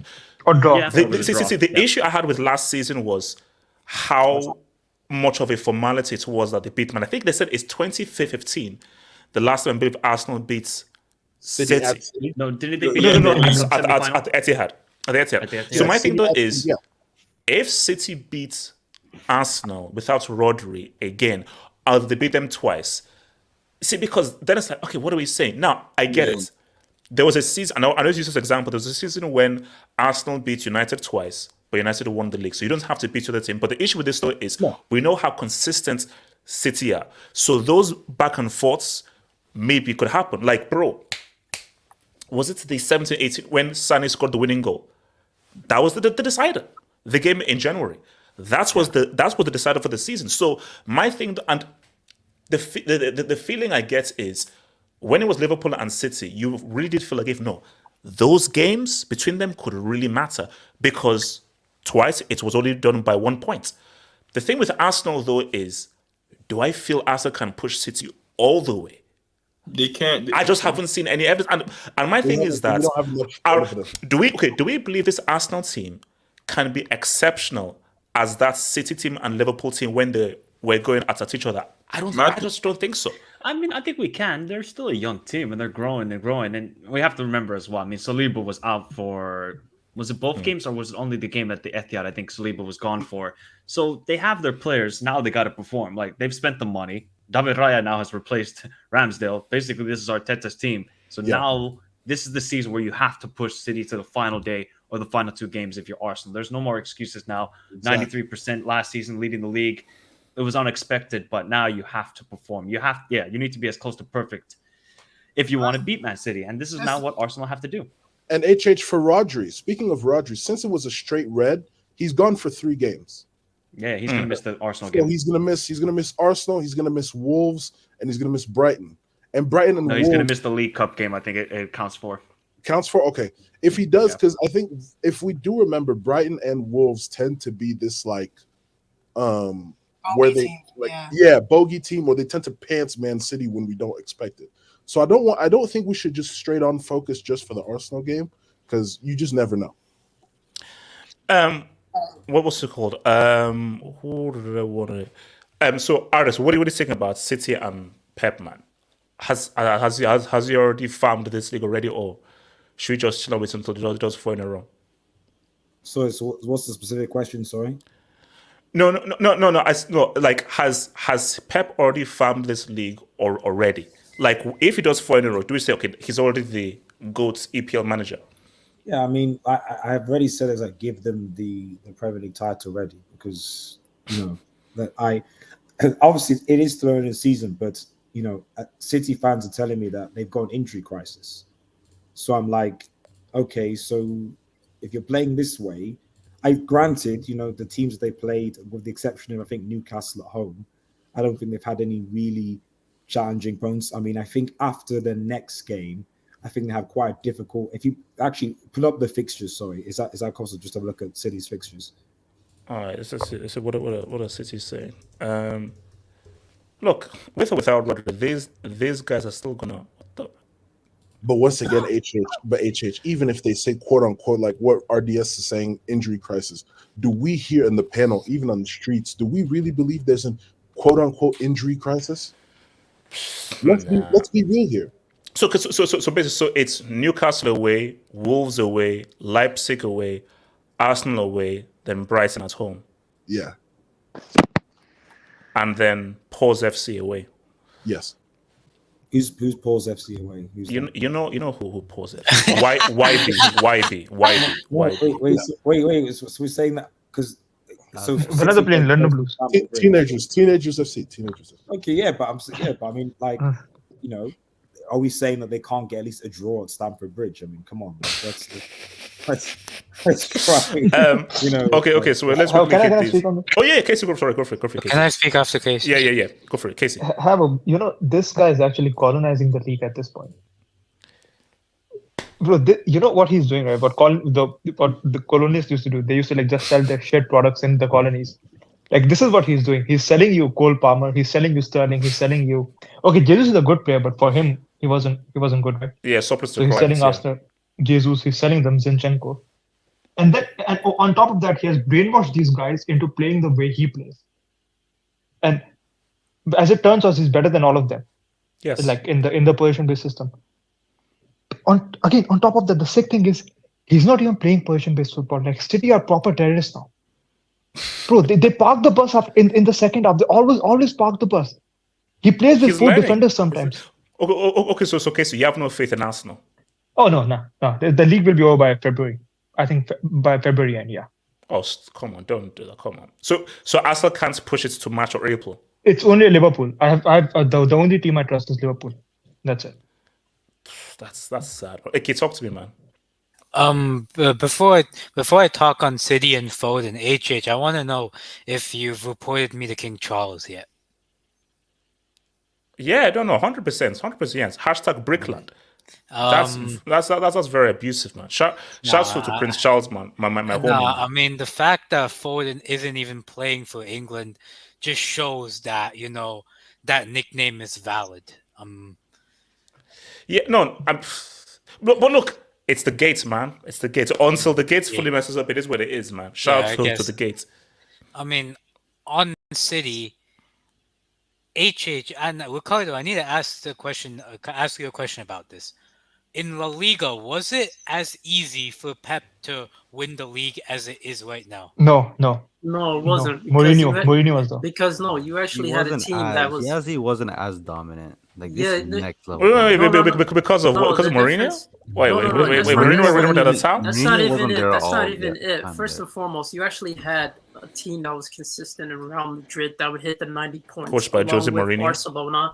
And then you also, and then that was an actual competition for you guys. It's Liverpool's gone. You're reliant on a young Arsenal to be their competition. And these guys look like they're on track to hitting 90s. Can Arsenal hit 90? I don't think they can. I don't think they could get that. Z-Man, who was the manager that actually gave Pep Guardiola trouble in La Liga, though, consistently? Well, just one season, and that was the terrorist. Just one season. Yeah, he got swiped 5-0. If we're being honest, he got swiped 5-0, and then he ended up crying. Was that the El Clasico debut? Yeah, he got cursed on 5-0. Wait. Wait, hold on. Pep had to leave La Liga because Mourinho got into his head through mind games. Oh my god! So why when Mourinho was hold on. You know what is sad, Havoc? You know what is sad? Mourinho was the first guy to make Pep. So Mourinho was the first guy to make Pep swear during a press all I conference hear is because he was so bothered by him. So I said Mourinho is the only guy that can stop Pep. That's Mourinho is Pep's antithesis. Wait, hold on. So Mourinho is Venom and.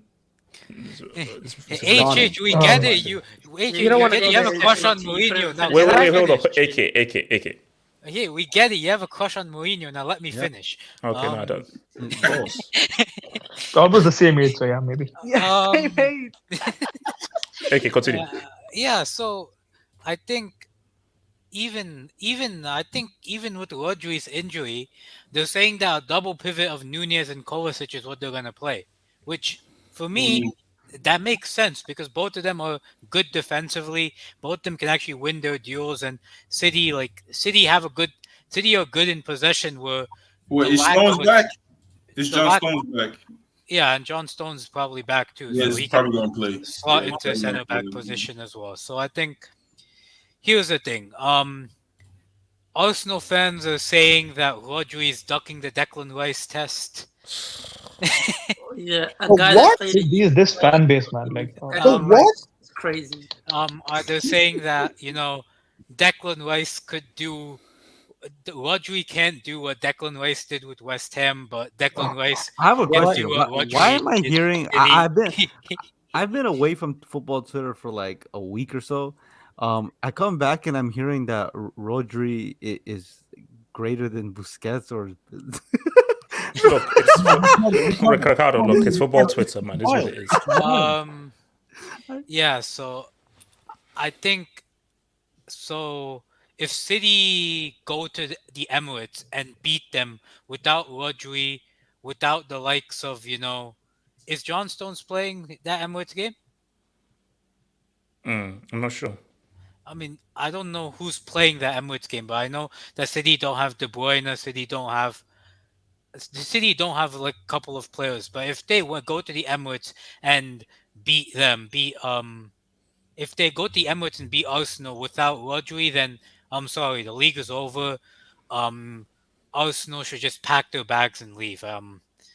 City will win this league by like February or March, April at the latest. All right, let me hit these Dubinskis, man. One thing. Can you share my screen? Because it's about Pause FC. Oh, God. That's HH. Are you showing the name of the stadium? Yes, can you look at this part here, HH? Oh, no. Not the name of the stadium. Not the name of the stadium. So moving on. Hey, bro, that's the stadium's name. Good. And they should change the name immediately. They're in the Champions League, unlike your club and my club. Yeah, we were cheated out to the Champions League. What Epstein is to his island. Okay. HH, I have a question. Yes, Elijah. This is for everybody in the streets. Okay. All right. So we know that Pep leaves in 2025, 2026. Yeah, right? he better. He better leave. He's just saying he's extending. I will physically fly. Wait, hold on. Elijah. He's coming home. No, I was saying I will physically fly to Manchester and physically remove him from office myself. Respect my sheik, by the way, Sheik G. Sheik G. Do we think that Man City falls off if he leaves? Legitimate. Yes. They won't fall off. They won't fall off. No. Okay. So fall off is the extreme, but they're not as good. No, they're not as good. Yeah. That's all great. Like, I think basically what Mike said, they'll still be a top 4 team, but they will not dominate. Let me find out when Pep leaves. Let me find out when Pep leaves and Man City still win the Premier League. That's cool. Exactly. That's what I'm saying. I'm asking that because of that. Before Pep came, they won the league with Mancini and Pellegrini. Yeah. This is the next level. But I think the thing is it's like it depends on the nature of the manager, because are they wanting to maintain the same culture they built over so many years, or like with a Swags Ferguson, you get like when David Moyes came in, the biggest issue was the fact that he basically cleared all the backroom staff, brought his dudes in. So if the new manager comes in and then starts to say, no, I want this person, this person, this person, this person, this person, clears things, then City might have a problem. If they maintain the what's it called again? The continuity, they actually continue. Removing the core, breaking the core. Exactly. So that's the key thing. But we know Man City don't operate like that. Like the thing is, they already have a defined system. That was the whole thing. They built it and then they bought someone like Pep to continue along with it. They're like with Man United. With Man United, it was more of a case of the system was only literally Sir Alex Ferguson trying to hold everything together. Yeah. I mean, to be fair though, with the Man City thing, they built like their entire system on the basis of Pep coming to them. So exactly. The question is, have they like built for anything like after the fact? So who? Lilo? Lilo to replace him? No, they're getting Vincent Deserve. No, Wait, let me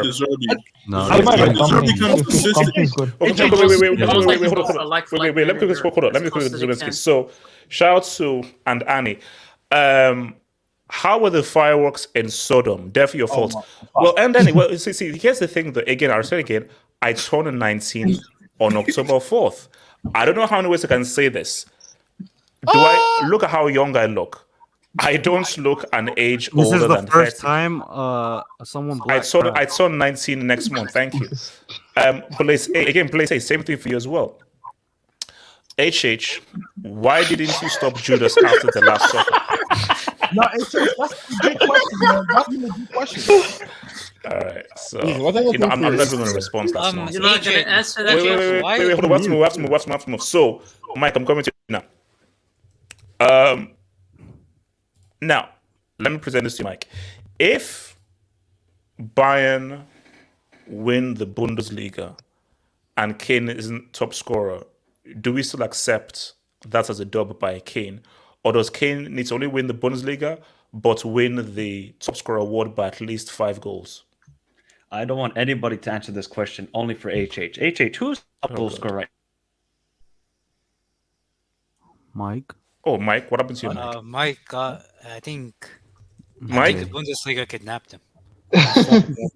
Okay, HH, answer this question. Who's the top goal scorer? Who's the top scorer, Habo? No, he's Google searching. He's Google searching. I'm not sure. Hands up. No, let me think. Let me think. Okay, let me think. I think it is, and this is a wild guess. This is a wild guess. You already pulled it up. No. Okay, no, hold on. Okay, this is a wild guess. Is it Seru Girassi of Stuttgart with 10 goals? That's a wild guess. So am I right? Am I right? Wait, hold on, Mike. Did you stop my internet? Oh no!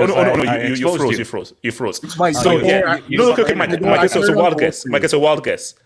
Is it Seru Girassi of Stuttgart with 10 goals? Do you know what I heard in the background? I heard some clicking. No, trust me. That was just a wild guess. But am I right? Seru Girassi, Stuttgart with 10 goals? I feel like you're butchering his name. What does he look like? What does he look like? Sarah.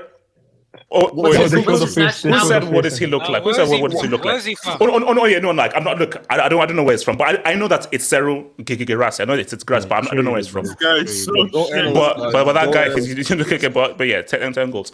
So Mike, just talk to me about Kane. I gave you the answer. Now talk to me about Kane. Do we accept Kane's dub if he wins the Bundesliga but isn't top scorer, or does he need to win the top? Does he need to be top scorer by at least five clear goals? He just needs to be top 5 goal scorer. Just give him a trophy, bro. He was starving at Tottenham. I don't care. That's it? And we accept so we don't have standards? I know Wait, hold on. Mike. He was starving at Tottenham Hotspur. Starving. I'm starving. So what? Okay, well go go get your sushi for tomorrow then, if you're starving already. But he was closed.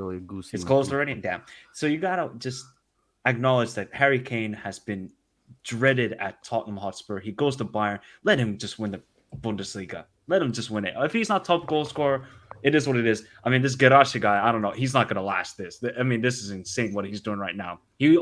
His highest goal scorer tally is 12 goals, which happened last season. He's already on 10. He's not gonna last. So I think his XG is like 4.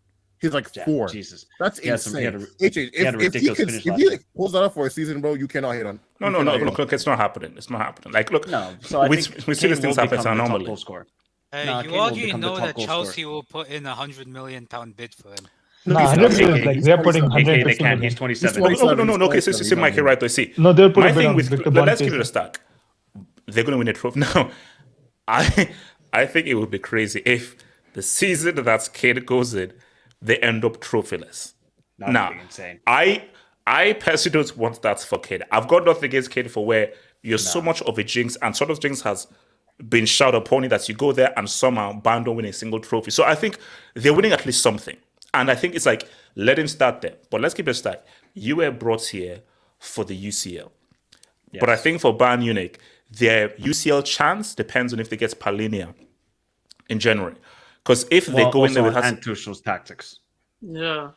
Let's be honest. How good is Tuchel really? I don't mean, think he hasn't Bayern been Munich- Tuchel is good in cups, though. United give them a game. man. I don't know, man. United He give didn't them a look game. like- See, league-wise, Tuchel is trash, but cup-wise, Tuchel knows how to navigate cups. Wait, what are you saying? He lost Oh, last sorry, season Mike, in the what was it? DFB Pokal. He lost last season in the DFB Pokal. Tuchel. To It wasn't Augsburg? too good in 3 cups last I season. mean, got you knocked win out some, with you lose three. some. What can I say? And then he only won one of them. Mounts. What does Mount Ricardo, have what to you do saying? with it? No, okay. What are we doing here with Kane? Like, he left Tottenham. He's in a serious institution. Personally, for me, I'm happy for the guy because I look. He's gonna win a couple Bundesliga titles, which we all know how it ends. Like, they'll win it without him, but he's there. I think those people who had the argument that he's not good or he's not world class because he plays for Tottenham, he hasn't won trophies. He's not doing anything different what he was doing in Tottenham. Like, the only difference is the quality of teammates he has around him. That's literally the only difference. He's always been a great player. And I think for anybody at this point who still wants to continue discrediting this man, Can someone make his record in finals? I have hope. You know, this is Wait, no. Don't say, Ricardo, I asked you a simple question. Can you please tell him his record in finals, please? Okay. Why are you worried about finals? No. Let Ricardo respond. Can you please tell us his so record in finals? it's the Champions League finals and the EFL Cup final, I believe. AFL Cup final. Yeah. Okay. Euro Cup final as well. Euros final as well. Euros. Okay. So what did he do in this when finals? he wasn't he injured for that final, the Champions League final? So What do you mean so? Richard? Yes, he was. No. Hold on. If you turn up on that pitch, I expect you to deliver. Don't say, so hold on. hold on. If you make yourself available, ball. Don't use that excuse that I wasn't fully fit. Now, next question. It's the fault of your bum-ass manager. It's your bum-ass manager who started it. Ricardo, we can't hear you. Can I speak about this? Wait. Let Ricardo.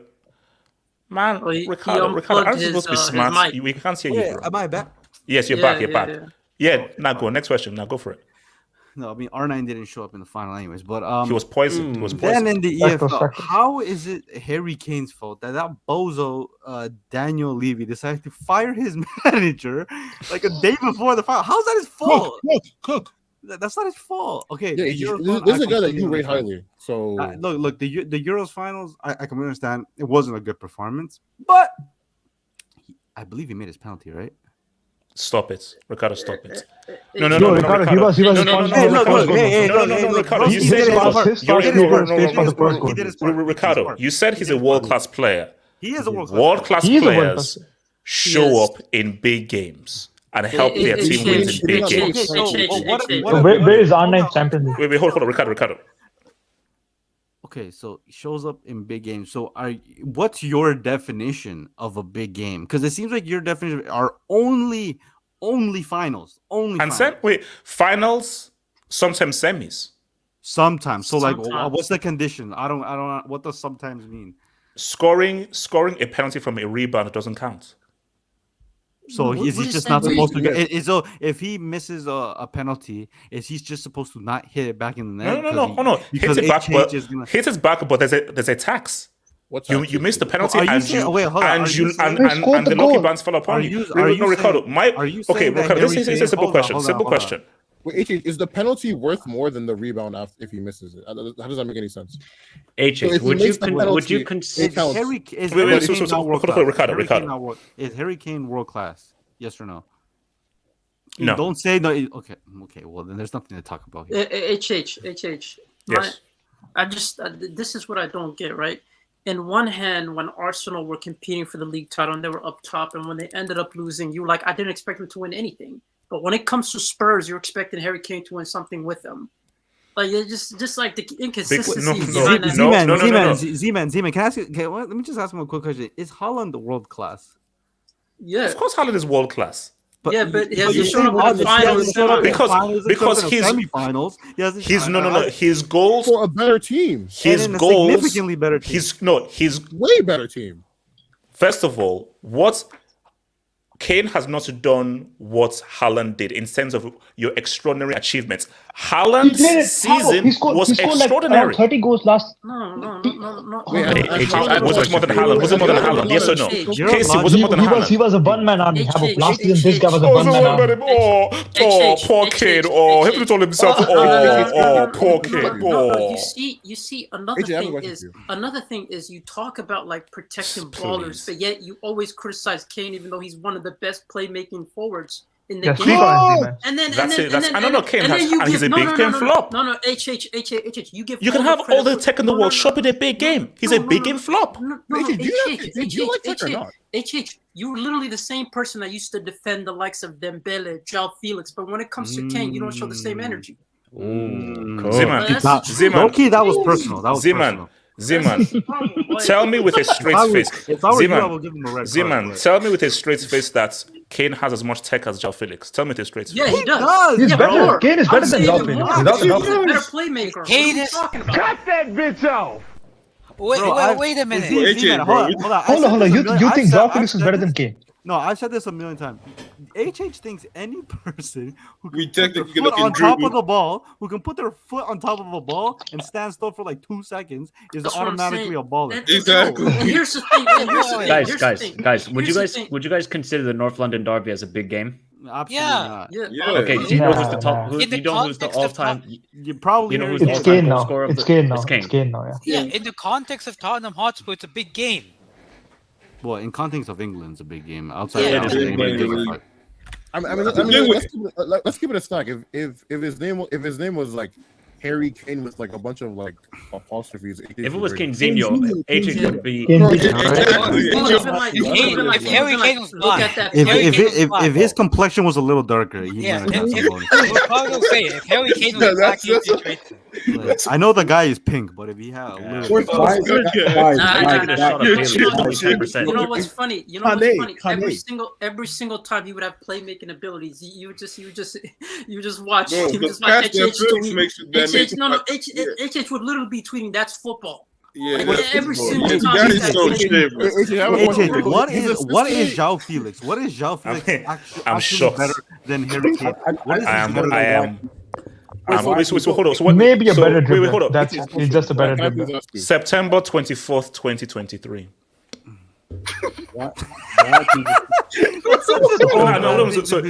So September 24th, 2023. Well, why is HH? No. HH is so.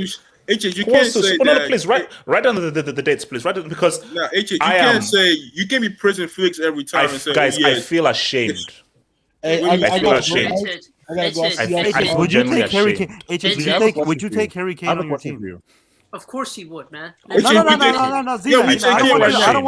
don't want you answer. I want HH answering that. Now, would you no? Nah. You would take. Ricardo, I'm not sorry. I am not, guys. Feel free to. I'm now a spectator. Feel free to talk. I'm a spectator now because after what you just said. No. You know what? Maybe I'm the bad guy. That he's a footballer. As the greatest. Sorry, Zima. You want to speak? Zima, go for it. Zima, speak. As the greatest football analyst said, game, set, match. Hold that for Celta HH. Hold that. By the way, HH, you can hold that. Thank you. The goat's here. Wait, can I talk about that real quick? Oh no. Oh, SK, please. I'm not gonna lie. I'm not gonna as like a. as a Chelsea fan, bro, I realized I think you're the jinx, bro. Exactly, bro. Your jinx is so strong, Wait, and you it's so just potent. realized that now. I think you've lost control of it, bro. And you've redirected it back at your own club. HH. Nah, I low-key think had a prime I think moment that's what's happening, today. bro. So Prime No, HH came well, out no, today I for the swear, if Barca you game. go on no, loan for like here's a the month, we look. We may touch upon Chelsea, but it has nothing to do with it. Like, let's not let's focus on the real issues with that HH, all I'm joke of a gonna club. say is, if Bully makes you go on loan and Chelsea have their best month in the last 2 No, years, SK. Let's stick on topic. So, what Kane is best is has more technique than Felix. Yes? I ask you about that. HH, I ask you about that. So his what assist the today hell? to SK, Leroy I Sané, ask you. Can you answer the damn question, please? So you believe Kane has more tech than Felix? Yes or no? HH, tech is more than just dribbling. You know Answer that, the right? freaking Like, question. you know that, It's a right? yes or no question. What are you talking about? Yes or no?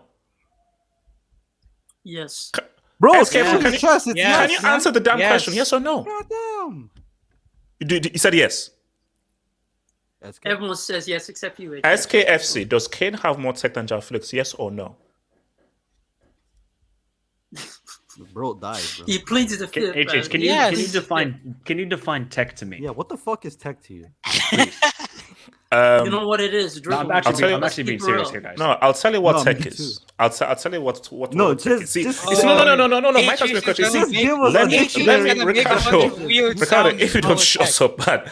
If you don't shut your mouth. Now, Mike, let me respond to you. Mike, let me respond to you. See, Mike, you see, let me educate you guys about tech. You see, it's more than just what you see with your eyes. So you're gonna make a bunch of So weird my thing is that sounds and call it tech. it's a combo. It's a combo of what you do with the ball at your feet, but it's also your football brain. Now Kane has some tech. He's got some tech. What, guys? I thought we are football aficionados. Well, we are. I thought I was speaking to guys who are well versed in ball. Sorry. I thought all of us here are fluent in football. HH, Now, guys, hold on. I get it. No, hold on. Sometimes, Lukaku number 10. sometimes you need to brush it up on your language. But if I'm speaking number 10 is tech. If I'm speaking to guys, and also streets as well. If I'm speaking to guys who are well versed in ball, last thing you would say is that Harry Kane has more tech than João Felix. That's the last thing I would expect. I mean, guys, come on, what are you talking about? ASMR? Like, guys, no, guys, let's keep it a stack. Let's keep it a stack. Like, no, guys, let's have a real carnival. Guys, let's have a real convo. We've been having a real combo this whole time. We have been having a combo. Okay. This is what I think. This is what I think we should do in terms of tech. We should. No, SK, no. Hold up. You think you can roll up in here and answer my damn question? Who has more tech? Kane or Jarvis? Who has more tech? Like I said earlier, tech is more than just dribbling. SKFC. It's a yes or no. SK, just say who has more tech, Kane or Jarvis? It's a yes or no. Answer the damn question. Who has more tech? I have no issue answering this question. It's Kane. Good, thank you. That's what I need to know. Yeah, that's it. That's what I need to know. SK, I don't know. I don't want you to. I don't care about your elaboration. I couldn't give a damn. I couldn't really give a care about your elaboration. What kind of analyst doesn't care about elaboration? All I want to do. I don't. SK, I just told you. I do not care about your elaboration. I couldn't give a crap. I do not care. You want to say it in Spanish? Ricardo, translate. How do you say I don't give a crap about your elaborations? How do you say that in Spanish? It's just lost his mind, bro. He lost his mind. He's not senile, man. No, guys. I am disappointed in you guys. Did you take your meds today? Disappointed in you. I'm disappointed. I'll say this. Today's a sad day. September 24th, 2023, man. Football Sad day. Mike, what are you gonna say? Mike, talk. Just talk, man. I talk. Where is João Felix in big games? Because you want to talk about tech and everything. So that's what I think I want to see is where is João Felix in big games? Yes, you can definitely say João Felix is more prettier on the eye. Maybe not to the ex-girlfriend, but on footballing wise, yeah, he might look good footballing wise. Doing a couple step overs, nice little pass there. I've seen Harry Kane. make some wonderful See, passes. the whole I've idea seen of- Harry Kane have some wonderful goals as well. Did you see that goal he did in North London Derby? Wait, Was no, it no, 15, okay, 16? Mike. Has Kane ever made a pass with the outside of his foot? Yes! Yes, he has. Yes, Yes, he did. That's the funny Yes. part. He used to do it all the swear time. God, HH, He used to you do don't it all watch the time. football. I swear to God, you don't watch football. this guy. man. Oh my I swear this guy doesn't watch Kane. It's the Alzheimer's. It's the Alzheimer's. Bro, how are you talking about passing to Kane when you're Okay, We don't whoa, wanna see whoa, that whoa, angle, whoa, bro. whoa, We don't want to see that angle. Whoa. No, I'm not gonna lie, guys. This is why I think he's I in think we his should ego back. He's in his we should ego categorize. back, man. Sit your ass down, bro. That was inappropriate. We should. We did not need to see that. We should Yeah, cancel bro. the Blitz First of all- Awards first this of year all, and give it to HH. You need looser Yeah. pants. Them motherfuckers are too tight, bro. Bro, double cheek up on a Saturday afternoon. I can't believe you're in your ego bag, HH. Put on Yeah, your headset, man. Let's yeah. talk about this. This guy's throwing ass at the When, demi. when are we going to talk about the actual For job, bro. Now That's it's crazy. like an NPC. This guy, you see what I but mean, in bro? all seriousness, Old man, man, I old actually, man aesthetic, in terms man. of like,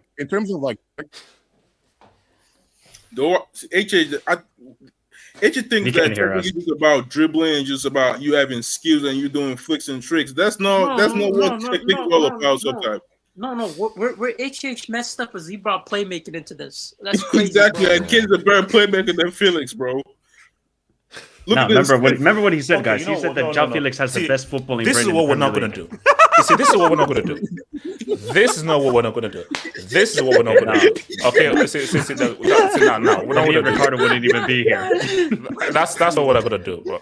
Okay, Well, I'm here for affirmative if action. I was racist, would I allow a Peruvian and a white man to Nah, show you're their faces using on me screen? so you don't look racist. You're like a liberal Yeah, racist. that's You're a what liberal racist. If I was racist, would I allow a white man from bloody Helsinki and a You freaking are- Peruvian? you are to a come all and I'm write- gonna say Okay, no. Hold on. Okay, so Felix's guys, name was Josh. no, guys. Okay, let me hit some dubs, Right. and we have some previews to do. I'm watching because I need to play some Baldur's Gate 3. Fire Zist Z told you about Dembele, both two-footed and also took a brown envelope to throw the World Cup final game and still crap. Interesting. Yeah, look, I have shut down Usman Dembele FC. Are you It is what going it to is. apologize to me, HH, for your Dembele? You Until kept hyping after you him up. apologize about Felix. Bro, 3 games in. And plus, you didn't even have a good game against Celta, man. That's crazy, bro. Oh, but he had a nice pass. He had a nice pass, didn't he? This Thank man you. is still leaving with that So- long This pass. man is capable What's it of called? doing that pass, bro. You didn't get rated. So hold up. Let me come to your boy. Honestly, Hortensia. Question: if Kane wins the treble with Bayern, where will he be ranked as an English player outside of England? Playing outside of England. He's the best of all time. Oh no, look. Okay, no. You see, Probably the top. let's I don't add know about context. that. If he wins the treble and he's pivotal Oh, yeah. to that yeah. treble, Sure. we'll have a convo. Like we'll have a real convo. What convo is there to have? Like Okay, outside but of England? who is the best Englishman outside of England? He's saying English, not British. He's saying You English. see, hold on. Honestly, let's remove the whole outside of England thing because that's a null point. Let's just focus on the first part of your point. If he wins the treble for Bayern and he's critical to that treble win, we'll have a convo. Because remember, we refused to put Lewandowski in that Jaws and Benzema discussion until he got his UCL. He got his UCL and it's like, okay, fair, welcome now. So if he wins UCL and he's pivotal to the UCL win, coupled with a treble, let's have a convo. Let's have a convo. Like, let's have a conversation. The first line that you would say, HH, Harry Kane is world class. Yep. Yeah. I say that. He is never saying that, bro. Shatsu and Annie. HH, do you still have your urge?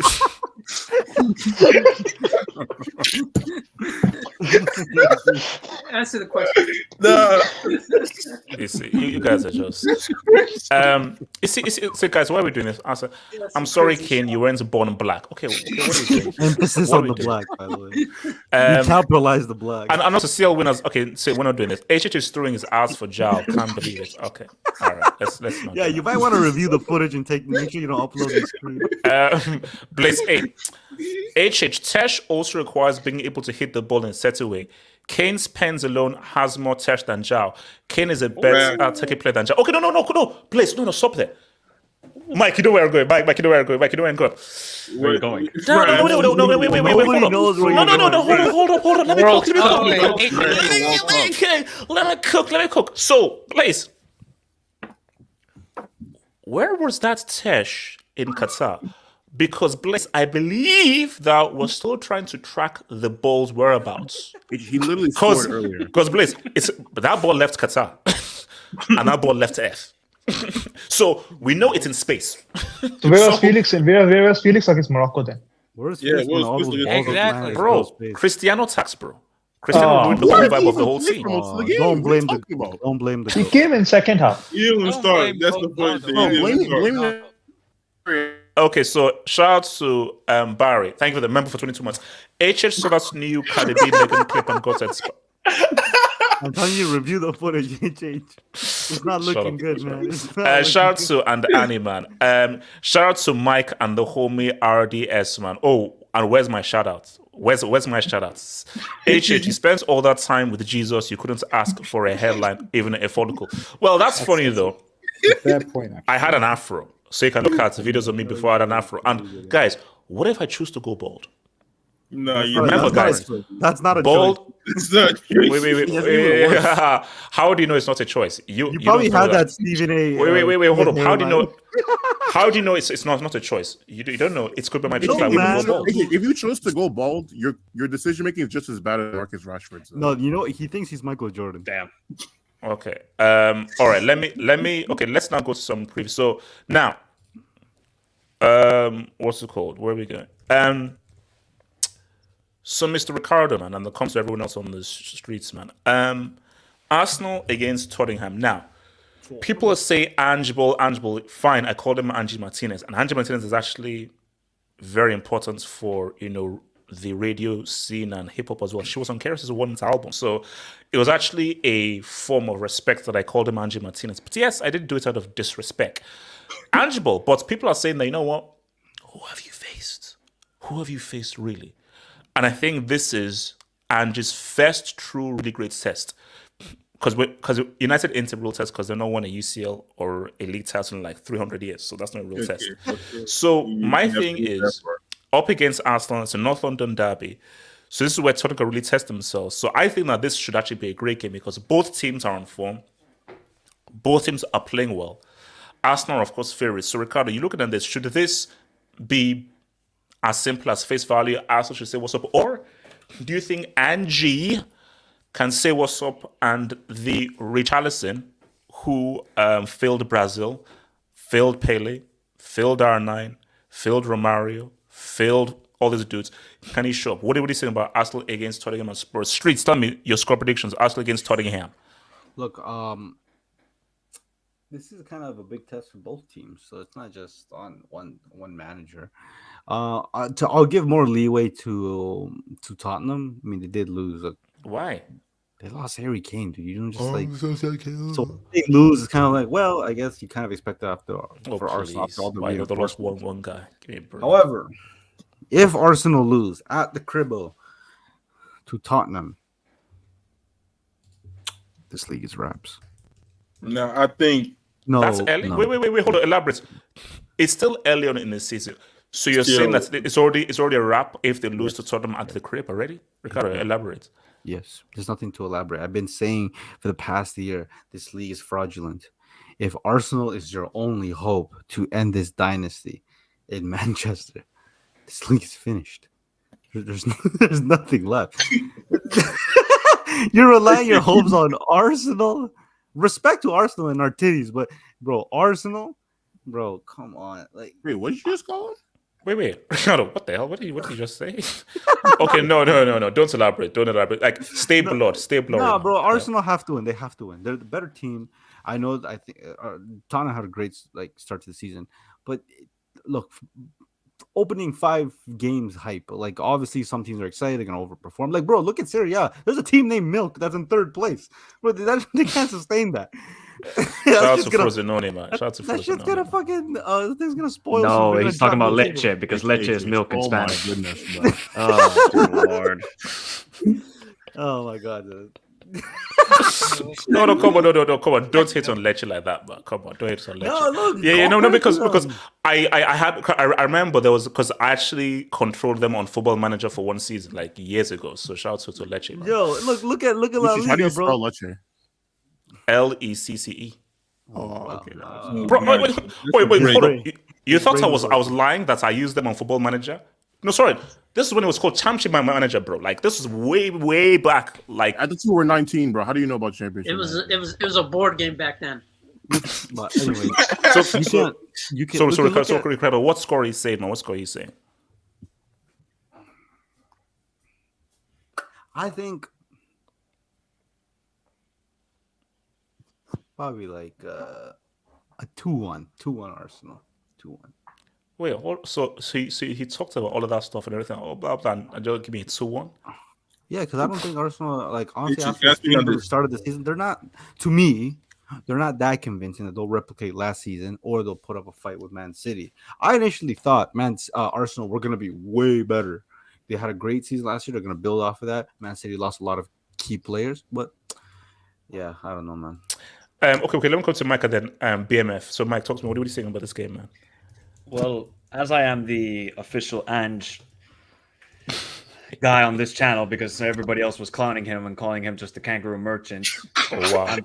I've been proven right so far. I've been proven right so far, but tomorrow it will change, right? Ange has been talking all week about I want to play my football at the Emirates. That we're going to play our football, attacking football. He's gonna get smacked. Postecoglou, you're a smart guy. Do not do that. You're asking for trouble. See, the problem for Postecoglou and his team is they played well, but they played Burnley.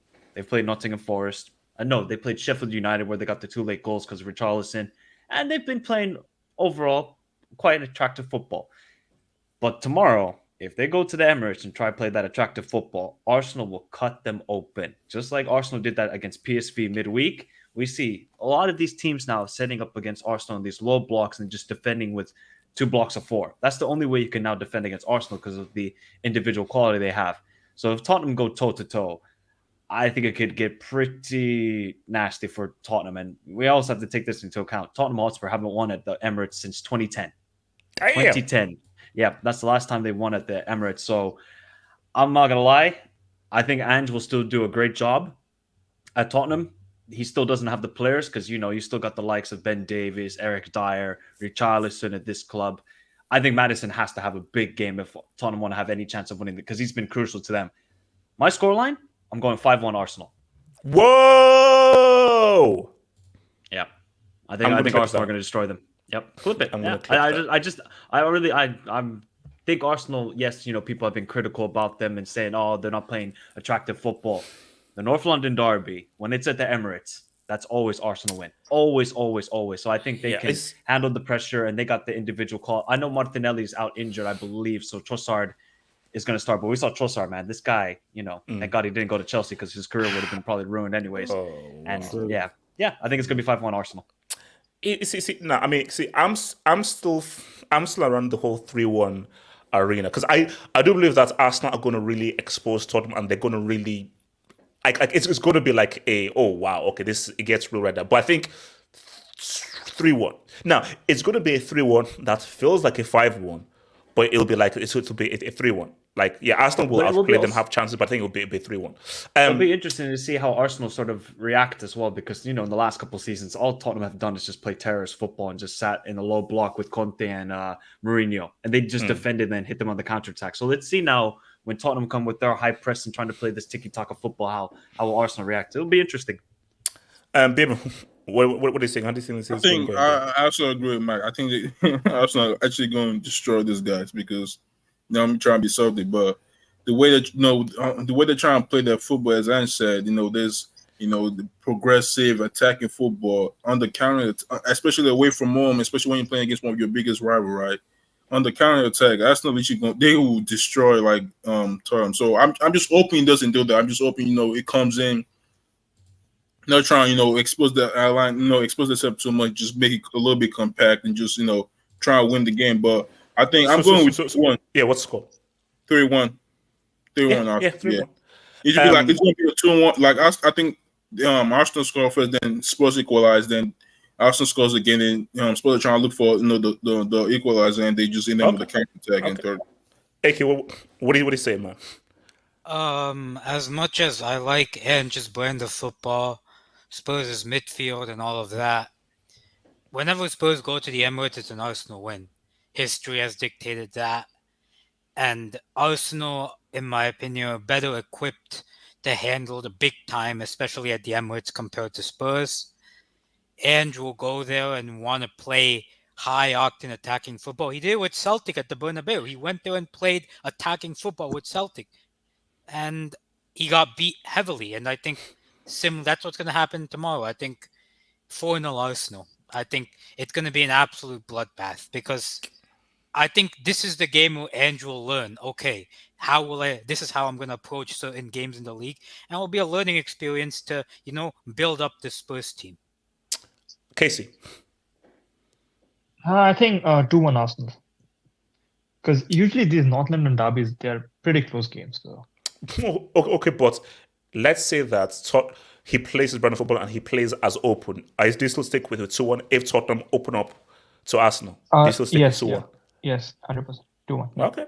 Artis, what do you say? You know what's wild is that if Arsenal beat Spurs in the London derby and Villa win, Chelsea will be 11 points behind apparently little bro Arsenal, like 11 points after 6 big games. It's wild. Yeah, can we please talk about that scheduling? Why the heck is Newcastle Sheffield at 11:30? I think there must have been a typo. There had to be a typo, bro. Because my thing is that you have Liverpool, Arsenal, and Chelsea playing at the exact same time, and the later kickoff is Sheffield United, and so that had to be like a typo. You're lucky, man. You're lucky. At least it's at an appropriate time. Yeah. Man. For us, it's like 6 in the morning, man. Yeah, no, but even about those are 3. You have 3 of those games at the same time. That's crazy. Yeah, because why did you put one of those games? Oh, actually, well, UCL tax. Yeah, UCL Europe tax because you couldn't have them on the Saturday. But put one of them like on the later on Sunday because that's just stupid. Well, there's no UCL next week, so that wouldn't even make sense. Carabao Cup. Carabao. So Addis, what are you saying, bro? Score. So aside from obviously that wild stat, if that happens, because 11 points is wild behind little bro. Like if you think about it, it's quite bad this early on.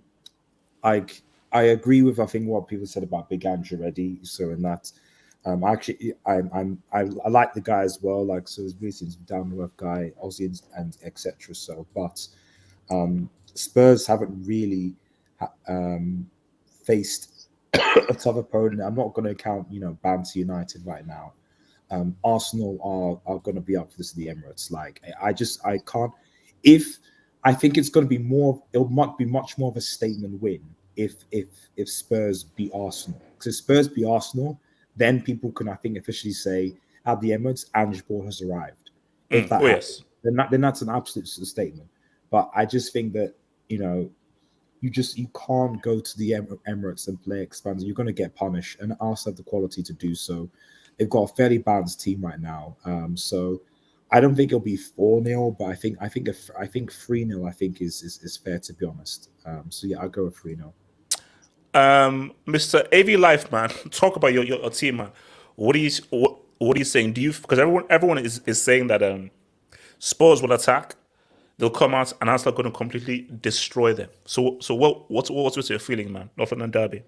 Man, if I'm praying they come and play Ange Ball. I am praying that they come and play Ange Ball because they've been on the front foot for a lot of teams that they've played, right? And they have conceded a lot of chances. A more quality opponent would have punished them a lot more. Arsenal have not conceded that much chances. They have literally the second best defensive record in the league. Only 4 goals have scored against them. Needless to say, they are not as great as last season. Let's be real. But at the same time, everyone keeps disregarding the fact that every team Arsenal has played, everyone has set up in a low block. Do you know how hard it is to defend a low block with 10 men behind the ball? It's really hard. If Ange comes and plays open, which I'm praying he does, I'm going to smile to the football gods because they Arsenal would just eat them alive. I'm sorry. If we start to look at individuals battles, we got Udogie for Tottenham left back. Every other team doubles up on Bukayo Saka because you know what quality player he is. If Bukayo is catch 1-on-1 against him, he may not win everyone, but it just takes one, and he will eat him. We're saying the same on the other side. You got Trossard will probably start because Martinelli injured. Martinelli is going to eat whoever is there, and the god, I call him the fake Argentinian. That's Christian Romero. Oh wow. Gabi Jesus, the original Brazilian, a proper Brazilian, not Richarlison that was born on an airplane in Brazil's airspace and they say he's Brazilian. Gabi Jesus is going to annihilate Christian Romero. They say Romero has improved from last season. I don't know. I'm yet to see it, but yeah. And the Van de Ven, which is they're coming.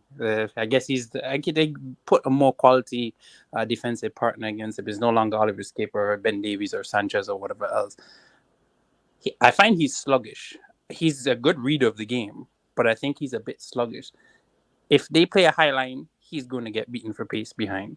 So, and well, let's see. I think the game will be win or loss in the midfield. So Declan Rice got to shut down Madison. Madison, I'm not going to take any away from Madison's a great player, and so is Son. So we'll see. But I'm hoping for at least 3-4-0 if they play Ange ball. If they go a low block, I'm looking at a conservative 1-0 or 2-1. But if Ange ball comes, I'm sorry for them. All right. Simon, what do you say? I'm saying that it's one of those predictions where I don't think it's going to be outrageous. Like, I'm hearing people predict 4-0, 5-1.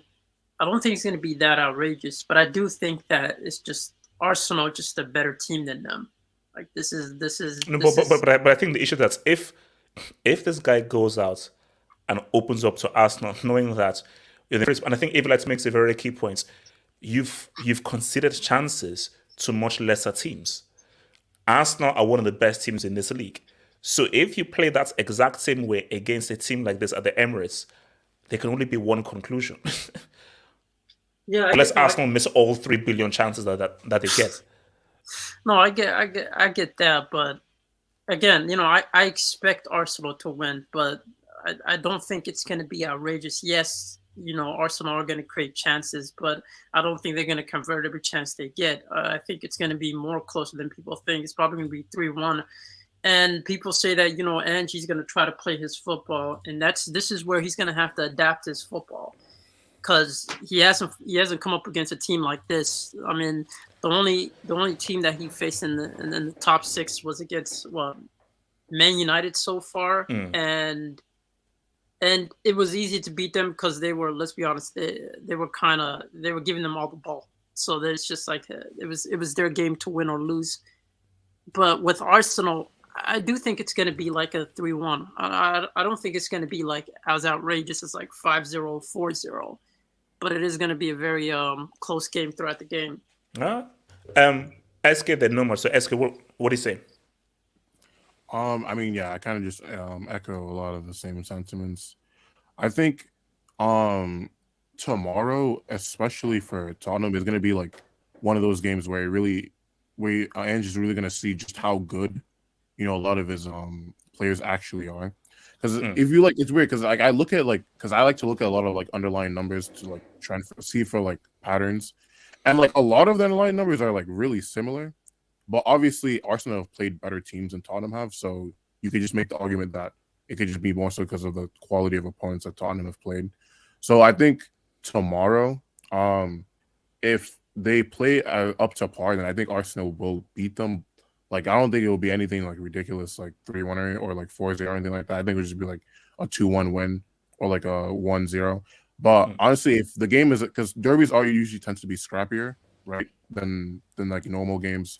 So I could easily like see just being one of those games where it's like 1-1 and like both teams are like fouling and hounding each other a lot, and no one really actually like, gets anything done. So I'd say 2-1, but I wouldn't be surprised at a draw either.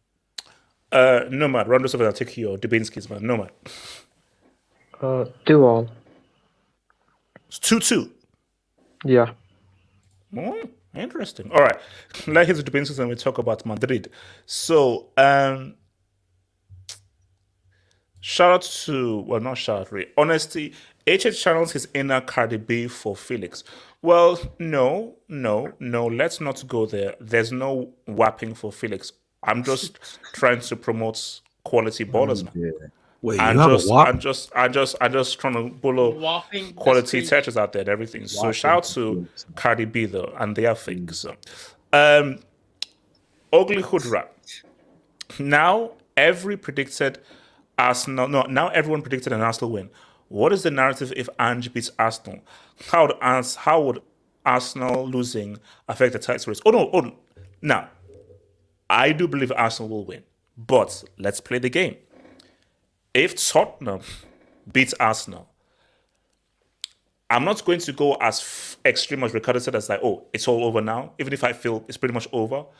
But that would be a huge psychological blow for Arsenal, because it's not just losing ground on a City team that have started well, but it's the fact of you're losing to your rivals, and it's the fact of like you are heavily favored against them. So, it would be a huge mental blow, and it's like, and the only thing though is it's very early in the season, so that's why I'll say, okay, the title race can't be affected when it is this early in the season.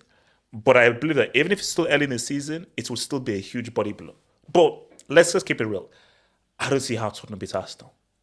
AJ, let me ask you a quick question. Just a quick question. Yes, sir. Do you know how many wins in the last 30 years Tottenham has when Arsenal has been at home? Just take a wild guess. 2. 2 in 30 years. Do you think 2 in 30 years they've only beat Arsenal in the league 2 times when Arsenal has been at home in 30 years? Okay, so here's the thing. Okay, I've never been a big fan of these records because you have to take things into context. Clubs change, teams change. So Tottenham in 2023 are totally different from Tottenham in 97 or Tottenham in 2004 or Tottenham in 2010. Like, there is not a single player on this Tottenham team that's the same as the Tottenham team in 97 or in 04. So I think that using these, you can only use past results, like let's say 2 years, 3 years, where teams are still similar. But if you're now going like 10, 15, 20 years, that's too far back. So I do feel like this is a team under a manager who is radically different from Conte and Thingy. But put that to one side. Unless something, and that's the beast about football. If Arsenal get a red card early and something happens, that changes the context of the game. So if it's like 11 against 10, that changes the context of the game. But 11 v 11, unless something freakish happens, I just don't see how Tottenham are winning. Because I look at who Tottenham have beat, the way they've beaten them, the quality of the opposition, and how good Arsenal are. Arsenal playing at home, everything is like Arsenal should win. And that's why I say like Tottenham winning, I do feel would have a body blow. It would have a massive blow for Arsenal. But I just think Arsenal they're just far the better team. And yes, it's PSV, but they're now riding off of a superb UCL performance against PSV. I just don't see how Tottenham win the game. I'll say 1, say 2, just before you go to continue with the Dubinskis. I'll say 1, say 2. What would you say in the last, let's lower the sample size, the last 15 years, would you say that the Tottenham side that had in Gareth Bale, Christian Eriksen, Luka Modric was a better team than this Tottenham team today? Oh, 100%. Yes, 100%. Okay, we all agree. And Arsenal back then, they were not their greatest. They had Drew, what's his name? Not Drew. Benzema? the Swiss defender, Johan, Swiss defender. I can't remember his name. It's slipping me now. Giroud. But Johan Yeah, Giroud. Giroud. It Yeah. was Johan Giroud. They had people, Philip Senderos. They had Carl Jenkinson, for fuck's sakes. They still could not win. I do not see how this Tottenham team could go against this Arsenal team again. But as you said, I will show a little humble. If there's a red card, that could change the context of things. But these derbies, history tends to repeat itself quite a bit. Yeah, no. I'm just worried if Ange goes and plays his football. You see, you have to be smart here. Like, you have to be smart. If he goes and plays his football, that's stupid. You are not as good as these guys. This is one of the best teams in the league. So you going out to play football, that's suicide. That's just peak stupidity. So I just hope that he has a bit of sense and be like, okay, let me just sort of like be a bit smart here and actually play a bit conservatively. Shout out to honestly Hortensia. Of course, Arsenal are favourites and history matters. But remember, a lot of the Spurs boys never played the North London derby. Maybe they will play with a zero fear and they will go for it. You never know. Oh no, you see, that's why I say, look, I don't put too much stock in terms of past results because there are players here who may have never played in those games. And if they played in those games, they've not played under the guise of Ange. I'm forgetting past results. I'm just looking at where the teams are and from a tactical point of view. Ange playing his way will not beat Arsenal at the Emirates. It will not happen. 100%. The only way that he can get a win is if he's a bit cunning and actually plays a bit more of a balanced game. But if he gives space and it goes end to end, they'll get destroyed. They will get destroyed. So yeah, thank you for the Dubinsky, man. IFL Discovery. Who has Arsenal beat? Fulham with 10 men. Now, remember, that's Fulham team are still a good team. And let's be real, they should have won. But yeah, Fulham got the goal, fine. But my thing though is, yes, Arsenal may not have been beaten top sides, but look at who Tottenham have now faced. Put that to one side. Look at the Arsenal team. Sorry, what's it? I said Fulham are tough side. I said with respect for them. Yeah. Fulham are that is a tough team. That is a good team. But put that to one side. If you just look at Arsenal and how they're playing, and Tottenham how they're playing, if Tottenham open up against Arsenal, they'll get destroyed. Remember, Fulham played very conservatively and a lot more compact against Arsenal. Hence why Arsenal find it hard to break them down. If Tottenham open up against Arsenal, they'll get destroyed. They'll get slapped. They will get destroyed. So that's why I just think that's just stupid. Yeah. The one thing I'd say is, I remember last year, people were saying that this is Tottenham's best chance of beating Arsenal at the Emirates because the way they played under Conte, basically perfectly counteracted the way Arsenal played. Because they would play on the counter, they would play with fast wingers and all of that. My thing is, maybe the fact that they're playing a way that Tottenham are playing a way that the fans like, the players like, and everybody's unified, maybe, okay, it might not be the best way to approach the game against Arsenal according to us, but they already tried to counter Arsenal and play Arsenal on the counter last year. It didn't work. Maybe going at Arsenal might be a better decision according to them. I don't know that, but that's just on the back of my head. But I mean, I could say, I could also see they played pretty open with Pochettino, and they still got slapped up back then. Yeah, so they're gonna get slapped either way. Okay, so shout out to your boy, hey Al Pacino. Thank you for the member for 16 months, man. Thank you, bro. I'm going full out. We are smashing them 6-0. No. Like, I see. I am still sticking with 3-1, but it's gonna be a 3-1 that feels like a 5-1. But I'm still gonna stick that it's gonna be 3-1. I see 6-0. That's just being disrespectful. All right, so. Let me come to you, Nod, with this man right there. I know we're not talking Chelsea. No, we're not doing that. Nomad, talk to me, man. Athletic. You see, I'm already going to give my score already. 1-1. I think that this is going to be a tactical, not boring, but tactical 1-1. I'm sticking with the 1-1. So no matter what are you saying, because this is now see, this is why I love. I put out a Jude Bellingham video, and yep, they all came out. overrated, overhyped, relaxed. Who has he faced? Let's see when he faces someone. So this is perfect. This is Atletico Madrid, Madrid Derby away from home. So, Jude Bellingham, you now have your first real tough opponent right now in the league. And I'm sure the haters are already sharpened their knives for him to flop and fail. So I am going to want to see what Jude does specifically. So, Nomad, what are you saying, bro, for this game? Yeah, I think we win. I think it'll be a close match, but I think we would win. So what makes you confident that you would win, though, even though it's a team struggling to get goals? No, but we have good team spirit, you know. All the players are in sync. They know what they have to do. They have no problems with the manager. Ancelotti is happy with how the players are performing. There are a few things that can be, you know, improved, but overall, I'm positive about the fixture. I think we could win. Yeah. Ziman, what do you say, man? Athletic against Real. I think it's actually going to be a very close game. It depends on what the lineup is. You know, they're still missing Depay. They got Morata and Griezmann, who's actually he's been one of the best performers in the Liga. But my question for Atleti is going to be more so in the midfield. I think they have a youngster, Pablo Barrio, who's been playing kind of the CDM role, and then is it going to be someone that's going to be playing a lane with him?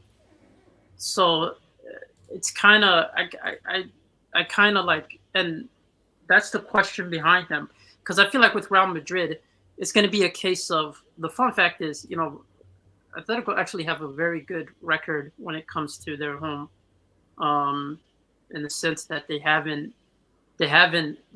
don't lose, 2 times in a row against Real Madrid at home.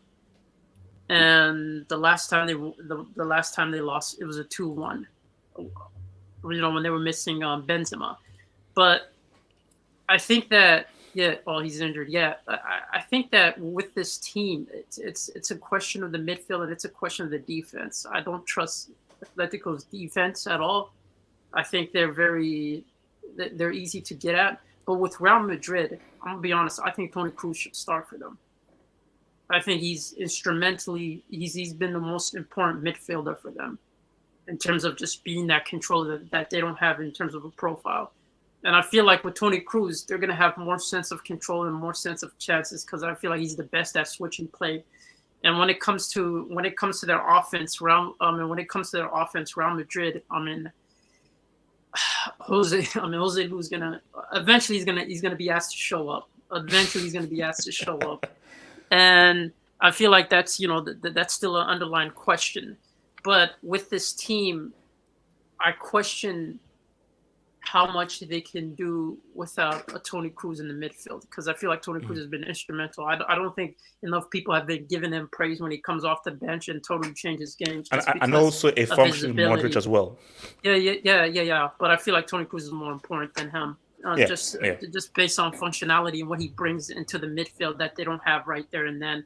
But I'm expecting this. I'm gonna be honest, like, just based on the history behind these two teams facing against each other, I would say it's most likely looking like a draw or Real Madrid. If Real Madrid win it, this would be like the first time they've done it in a while.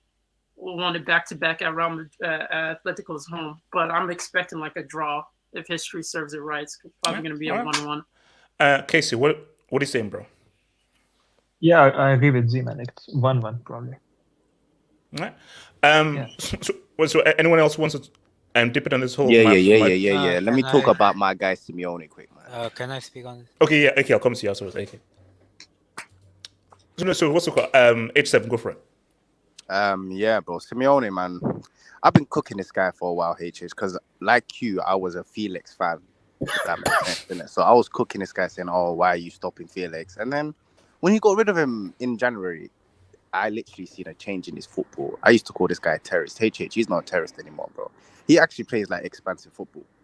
Like most of never terrorist. If I'm keeping it real. Yeah. He was never. And maybe against like good teams like Barca, anyone that can have possession, he might give up. But overall, like they've been playing good football. Even that 1-1 draw that they had, bro. Griezmann should have scored like 3-4 goals in that game, bro.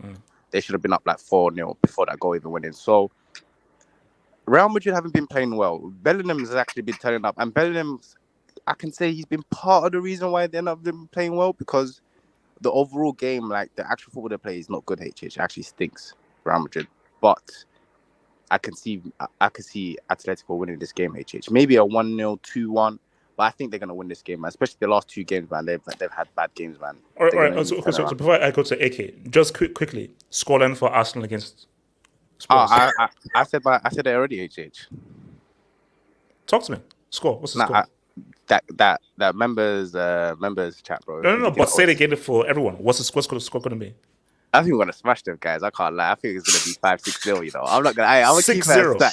I think we're gonna smash these lot, bro. I'm keeping it real. Bro. If they come to play that Ange ball, they're getting smoked. I'm just okay. We'll see. Okay, what's it called? AK, talk to me, bro.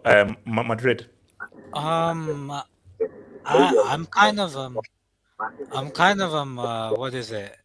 Split on Real Madrid, because on one hand I feel like relying on Jude Bellingham winners in the 95th minute all the time isn't sustainable. But on the other hand, it's not. But on the other hand, these guys create chances. Like against like Union Berlin, they should have scored like 3 goals before Jude Bellingham even scored their first goal.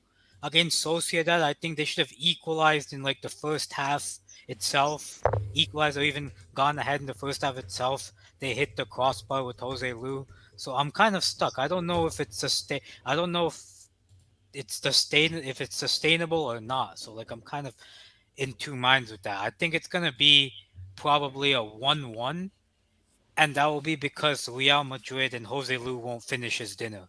Real Madrid will have a lot of chances, but Jose Lu, he's just gonna become a toilet at the most important. And let me ask you, so is this where the Jude Bellingham hype dies down, where he gets completely shot down? No, I think he's gonna be scoring one. I think he scores. Oh, so he scores again?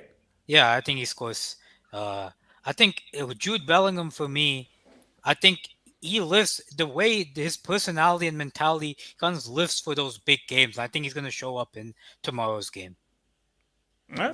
All right, so I just want to do this, but I'll look. Oh, but just one thing. Yes, sir. What if Aubameyang dunks on Mbappe tomorrow? Okay, Oh yeah, can we do that too? Okay. Look, let's. That'll be interesting. Look, my thing is. AK, AK, you're gonna apologize, by the way. Huh? You cooked Arsenal. He's like, oh, why are Arsenal giving us all these players? We gave you Aubameyang, bro. Look at Aubameyang now, bro. Okay, fine, but we're not looking good. I'll apologize when we start looking good. Sorry, AJ. Okay, so let's just deal with this whole Chelsea thing now. So I'll just ask a simple, open-ended question, and RDS, you're not allowed to. Everyone can answer apart from RDS. Will Chelsea beat Aston Villa? I think it'll be a 1-1 draw. It's gonna be 5-0. No. Diaby's gonna Diaby hat trick. No. So before I answer, can you put the league table up? Can you put It's not looking good. You're 1 point ahead of Everton, who are like supposed to be okay, you know what? Let me ask the Streets. So the Streets, let me refer to you. Streets, let me refer to you guys. So Streets, Streets, do you honestly believe Chelsea are in a relegation battle 6 games into the season? So this is for the Streets. So Streets, do you honestly believe, and no joke, be fully serious, do you honestly believe that Chelsea Football Club 6 games, I repeat, 6 games into the season are in a relegation battle? So let's go to so Zeman, talk to me, man. No, I'll be real with you. Like I said, you guys have a 1-to-1 ratio. The amount of goals you score is the same as the amount of points you guys actually get from games. And I look at your team, and I'm asking myself. Z-Man, give me a sec. It's just scrolling down is a bit difficult. So yeah. No, go ahead. Take your time, man. That's a lot of risk power. That's a lot of risk power. But HH, I'm still. Who's gonna score? In your front line, who do you think is going to score for you? Sterling. Okay, Ziman. Man. Ziman, do you know that there's a thing called form? And sometimes sometimes if you're in bad form, you need like a scrappy win, a scrappy dub. Just like United. So who's to say that we just somehow get it done? No. It's just the problem. The whole idea of a scrappy win is that you're a good team. You just lost your form. That's the whole idea. You guys aren't a good team. Period. Like that. No, that's the whole assessment. Like, this is your standard, basically. I look at your midfield. You guys still have injuries. One of your best young center backs just recently relapsed in terms of an injury, and you guys have so many players injured, and you guys have a young squad. And the goal scorer that you guys are relying on is a young striker. That's not going to show consistency. That's not expected of him. And your front line. So Ziman, again, no joke. Let's actually be serious now. Be fully serious. No joke. So you do believe that 6 games into the season, you can already say Chelsea are in a relegation battle? What position are you in right now, HH? It's 6 freaking games. It's 5 games. Yeah. So what was your question in 6 games? Your question started in 6 games. Guys. Let's just be real, man. They're not in a relegation battle. But they are H7, in the mid-table battle. Not yet. You're in the mid-table type of issues, bro. Let's just call it. You're in the mid-table team now, bro. H7. See, now I'm with you. See, and H7. Let's roll with you. That is embarrassing in and of itself. It is embarrassing. We are now in mid-table discussion, which is embarrassing. You know what's the problem with that talk? We had this discussion where I said win, lose, and draw, and you couldn't suffice any game to come up with a win. You couldn't give me one game where you were fully convinced this team can win. That's true. My thing is that do you know how football works? You can't predict things. So if you look at this thing on paper, yes, we're beating Burnley. Those guys are trash. Now, Villa, Fulham, Arsenal, okay, yeah. But what if we beat Villa? What if we beat Fulham? Basically, put it this way: we can beat Villa. It would. We can beat Fulham. Amazing for you guys. Arsenal, basically, Brentford, Fulham, Villa can be beat. Arsenal is tricky. City, no. We're coming to the Emirates Bridge. You know what's gonna happen at the Emirates Bridge, man. Oh no. H7 with you. No, Arsenal and City. I'm not looking at wins there. No. What about Brentford? Spurs? What about Spurs? Yeah, I think Spurs, they can cook Spurs, because Spurs are open. Who's gonna score? Like exactly. They don't have a goal scorer. No. Sterling, man. Do you know why I find it so funny? So if Chelsea go ahead and beat Villa and so forth, what I'll will give you you say? all the credit in the world. You did the impossible, man. Nobody expected you to. Wait, hold on, Zuman, mute your mic. Okay, SK, Chelsea fan, talk to me. Villa, what are you honestly saying? Honestly speaking. No. Hold on. Let me give you two questions. First question is Villa. Second question is, could we potentially be in a relegation battle based on all the crap that's happening around the club? Okay. So Aston Villa, like looking at them as this season, because I actually have watched a bit of them, they're not very good defensively. Like they're at all actually. Like they've conceded like 10 goals in the league, and they conceded 3 to Legia Warsaw on Thursday. So can Chelsea score against them? They can, if they can actually convert those chances, which has obviously been Chelsea's issue this entire season.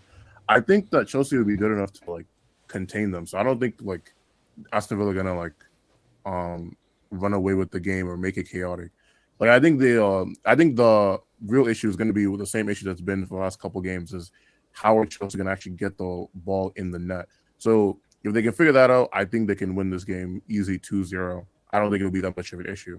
If the finishing is as bad as it was last week, or against Nottingham or against West Ham, which it probably will, just seeing as how it's been like that for the last couple of weeks, then I don't know. But yeah, I don't think Aston Villa are going to be the reason why Chelsea don't win this game. I think Chelsea will be the reason why they don't win this game, if they don't win this game. And as opposed to the relegation thing, SK. Go on. Yeah. No, SK, I was just going to go. Can you kind of clarify, because Hayes hasn't given me an answer yet. But what I don't understand, Chelsea, and if saying we want to relegation, that's fair enough. But for me personally, if you only have 6 wins in all competitions in 2023, that sounds like relegation form to me. So how do you But how do you that's out of context. That was under Potter and Lampard. What I would say, that's completely out But of it's worse under context. Pochettino. What I would say to that. Okay, wait, hold on. Eska response, right?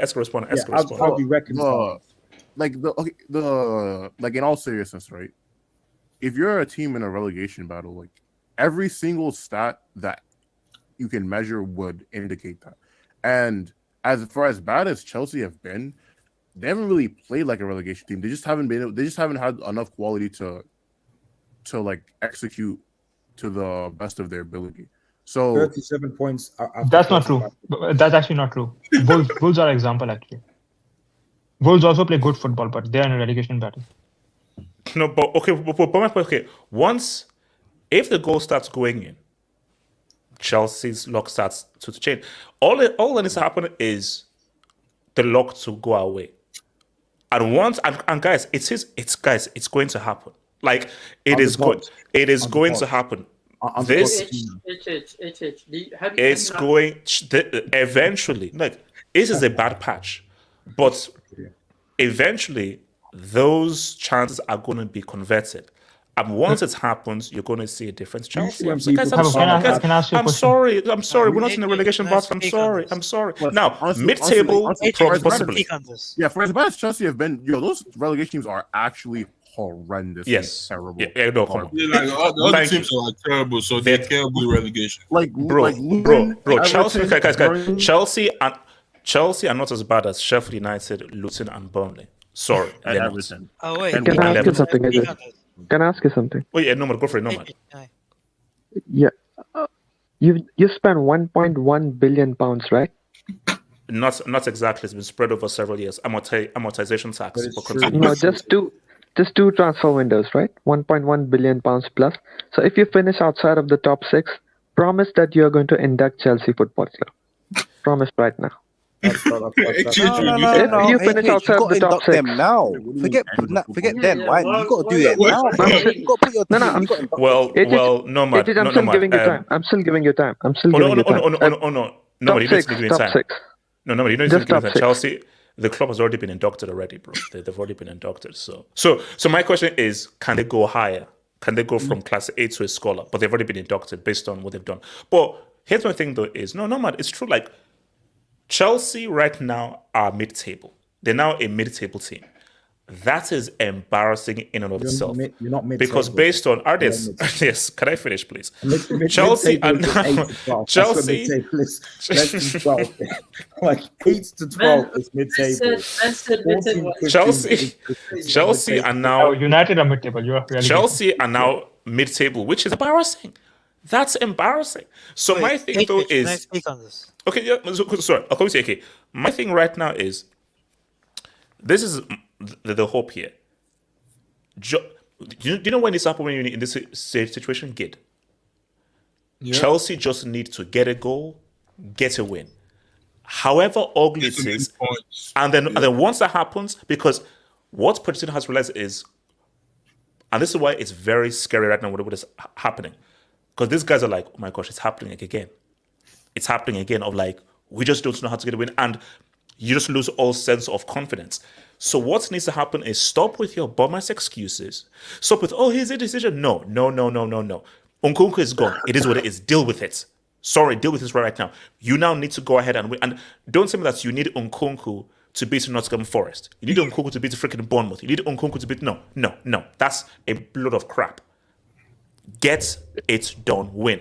And once you just get that win, confidence flows through, get another win, and then the confidence flows through the team.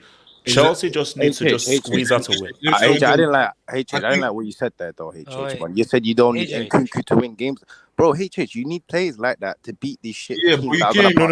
H7. So you're telling me that... No, hold on. So you're saying that Chelsea can't beat Bournemouth without low Nkunku? blocks? Yes, you're struggling against teams that That's a break. That's a break. No, H7 when Yes. H7 Yes. when You got guys Chelsea like Jackson, no HH. H7 when Chelsea were garbage last season, garbage.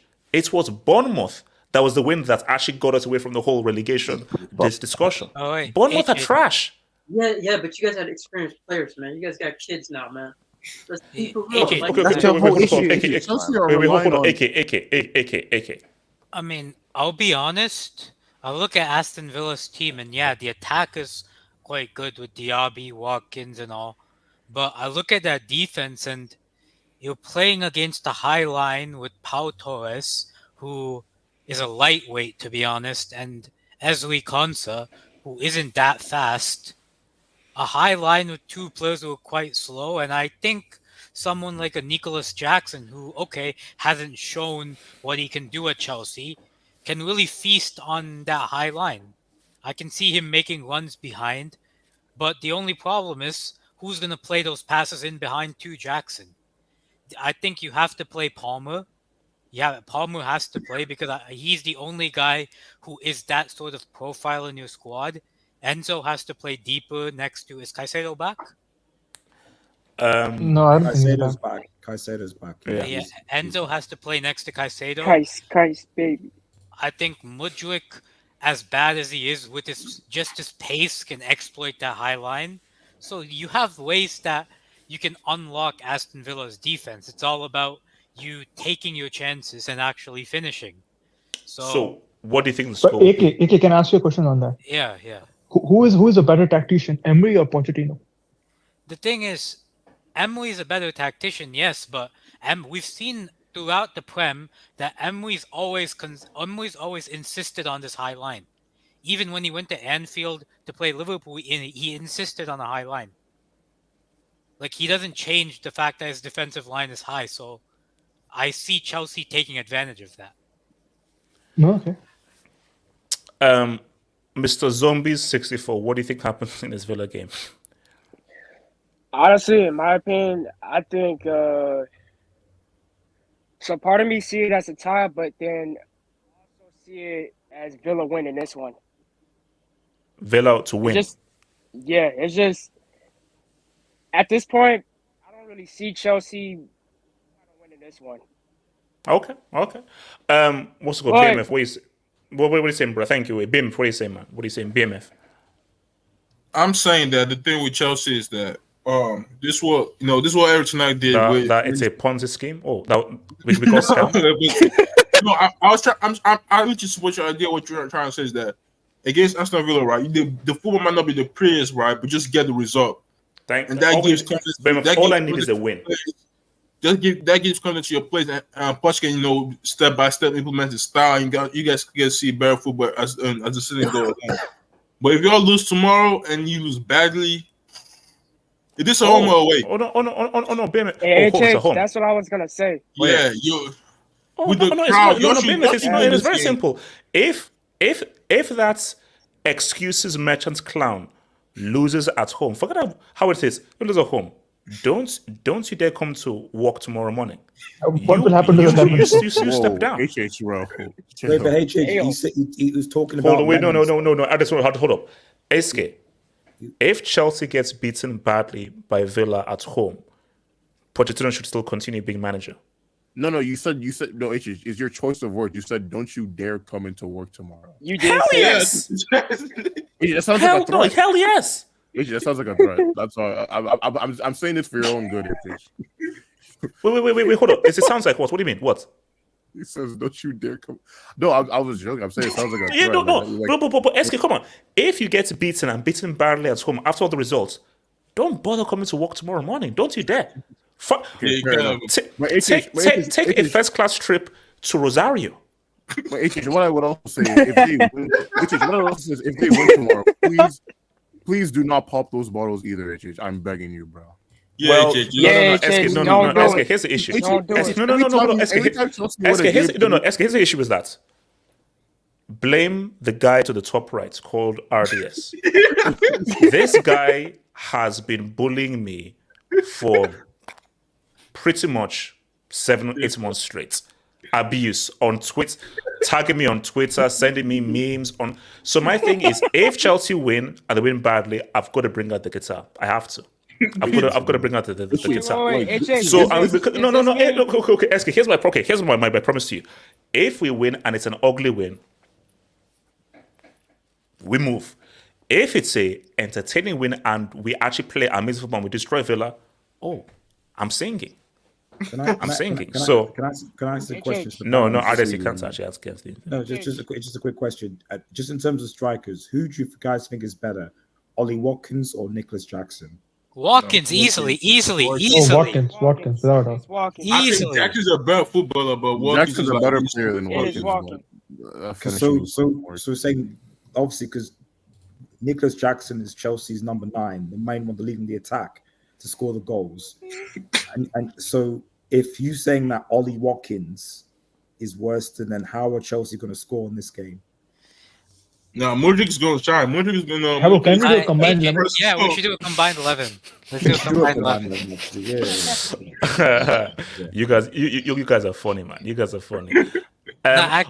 So actually, I did say I was actually going to come back to this dub. So let me try to find this dub. So hold up. Oh right, Juventus. Yeah. Said I was going to call the Juve thing, man. Hold on, where is this thing? Let's talk about. They came back. No, you'll see. Let me bring up the dub, and then I'll actually explain. Where is this? Where is this? What, they got charged? Okay, there we go. So shout out to Jess 3. Juve L is not a topic. Tells you a lot. That's own goal. Oh no. That was bad. That's paid. So guys, I'm sorry. Please go onto YouTube. No, go onto Twitter. Yeah, and look at the Sassuolo's own goal, guys. Oh, I saw that. That was horrible. Guys. Was that match fixing? Was that match fixing? And here's the thing. That guy did his job. So yes, Sassuolo won, but he can't be blamed for you losing. He did his job. I gave you guys a goal. It's now because, bro, I can't score 2 own goals. See, 2 own goals, that's too obvious. I mean, because that's the thing. If you're scoring 2 own goals, then the jig is up. So for a little bit of discrepancy, I'll give you 1 own goal. If you can't win after me gifting a goal, that's only because, guys, if you want to know what that happened, own goal was ridiculous, bro. That guy, you knew the keeper wasn't there, bro. That guy hits that ball first time, knowing the keeper was in Tokyo. No, that was a volley. Never see Serie in Serie. That was actually a volley. Wait, hold on. Hey, Z-Man, that was more than a volley, bro. You know how we talk about career choices and like Felix's career choice?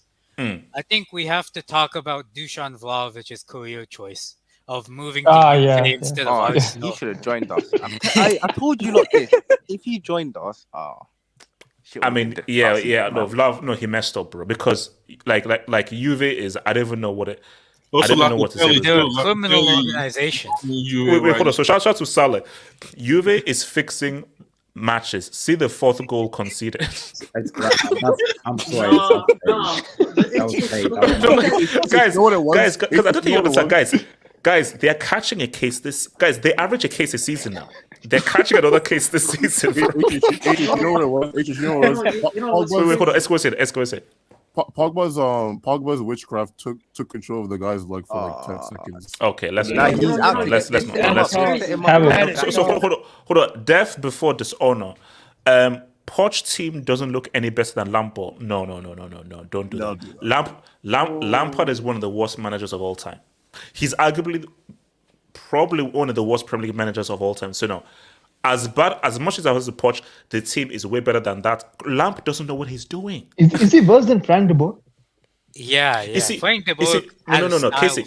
Here's the thing. Yes, 5 losses, 5 games and everything, but look at the amount of games Lampard has had. So Lampard has. So if let's say De Boer was given a season or given like another team, we don't know how he does. Lampard, we've seen you. We've seen you at Chelsea twice and with Everton, and you've been garbage. So those are a lot of games, and his record after is terrible. So you have to look at the sample size. From Jadon Alvarado, Chelsea need Mourinho. They need someone pragmatic. Guys hate me and everything. Guys, I'll take Mourinho back.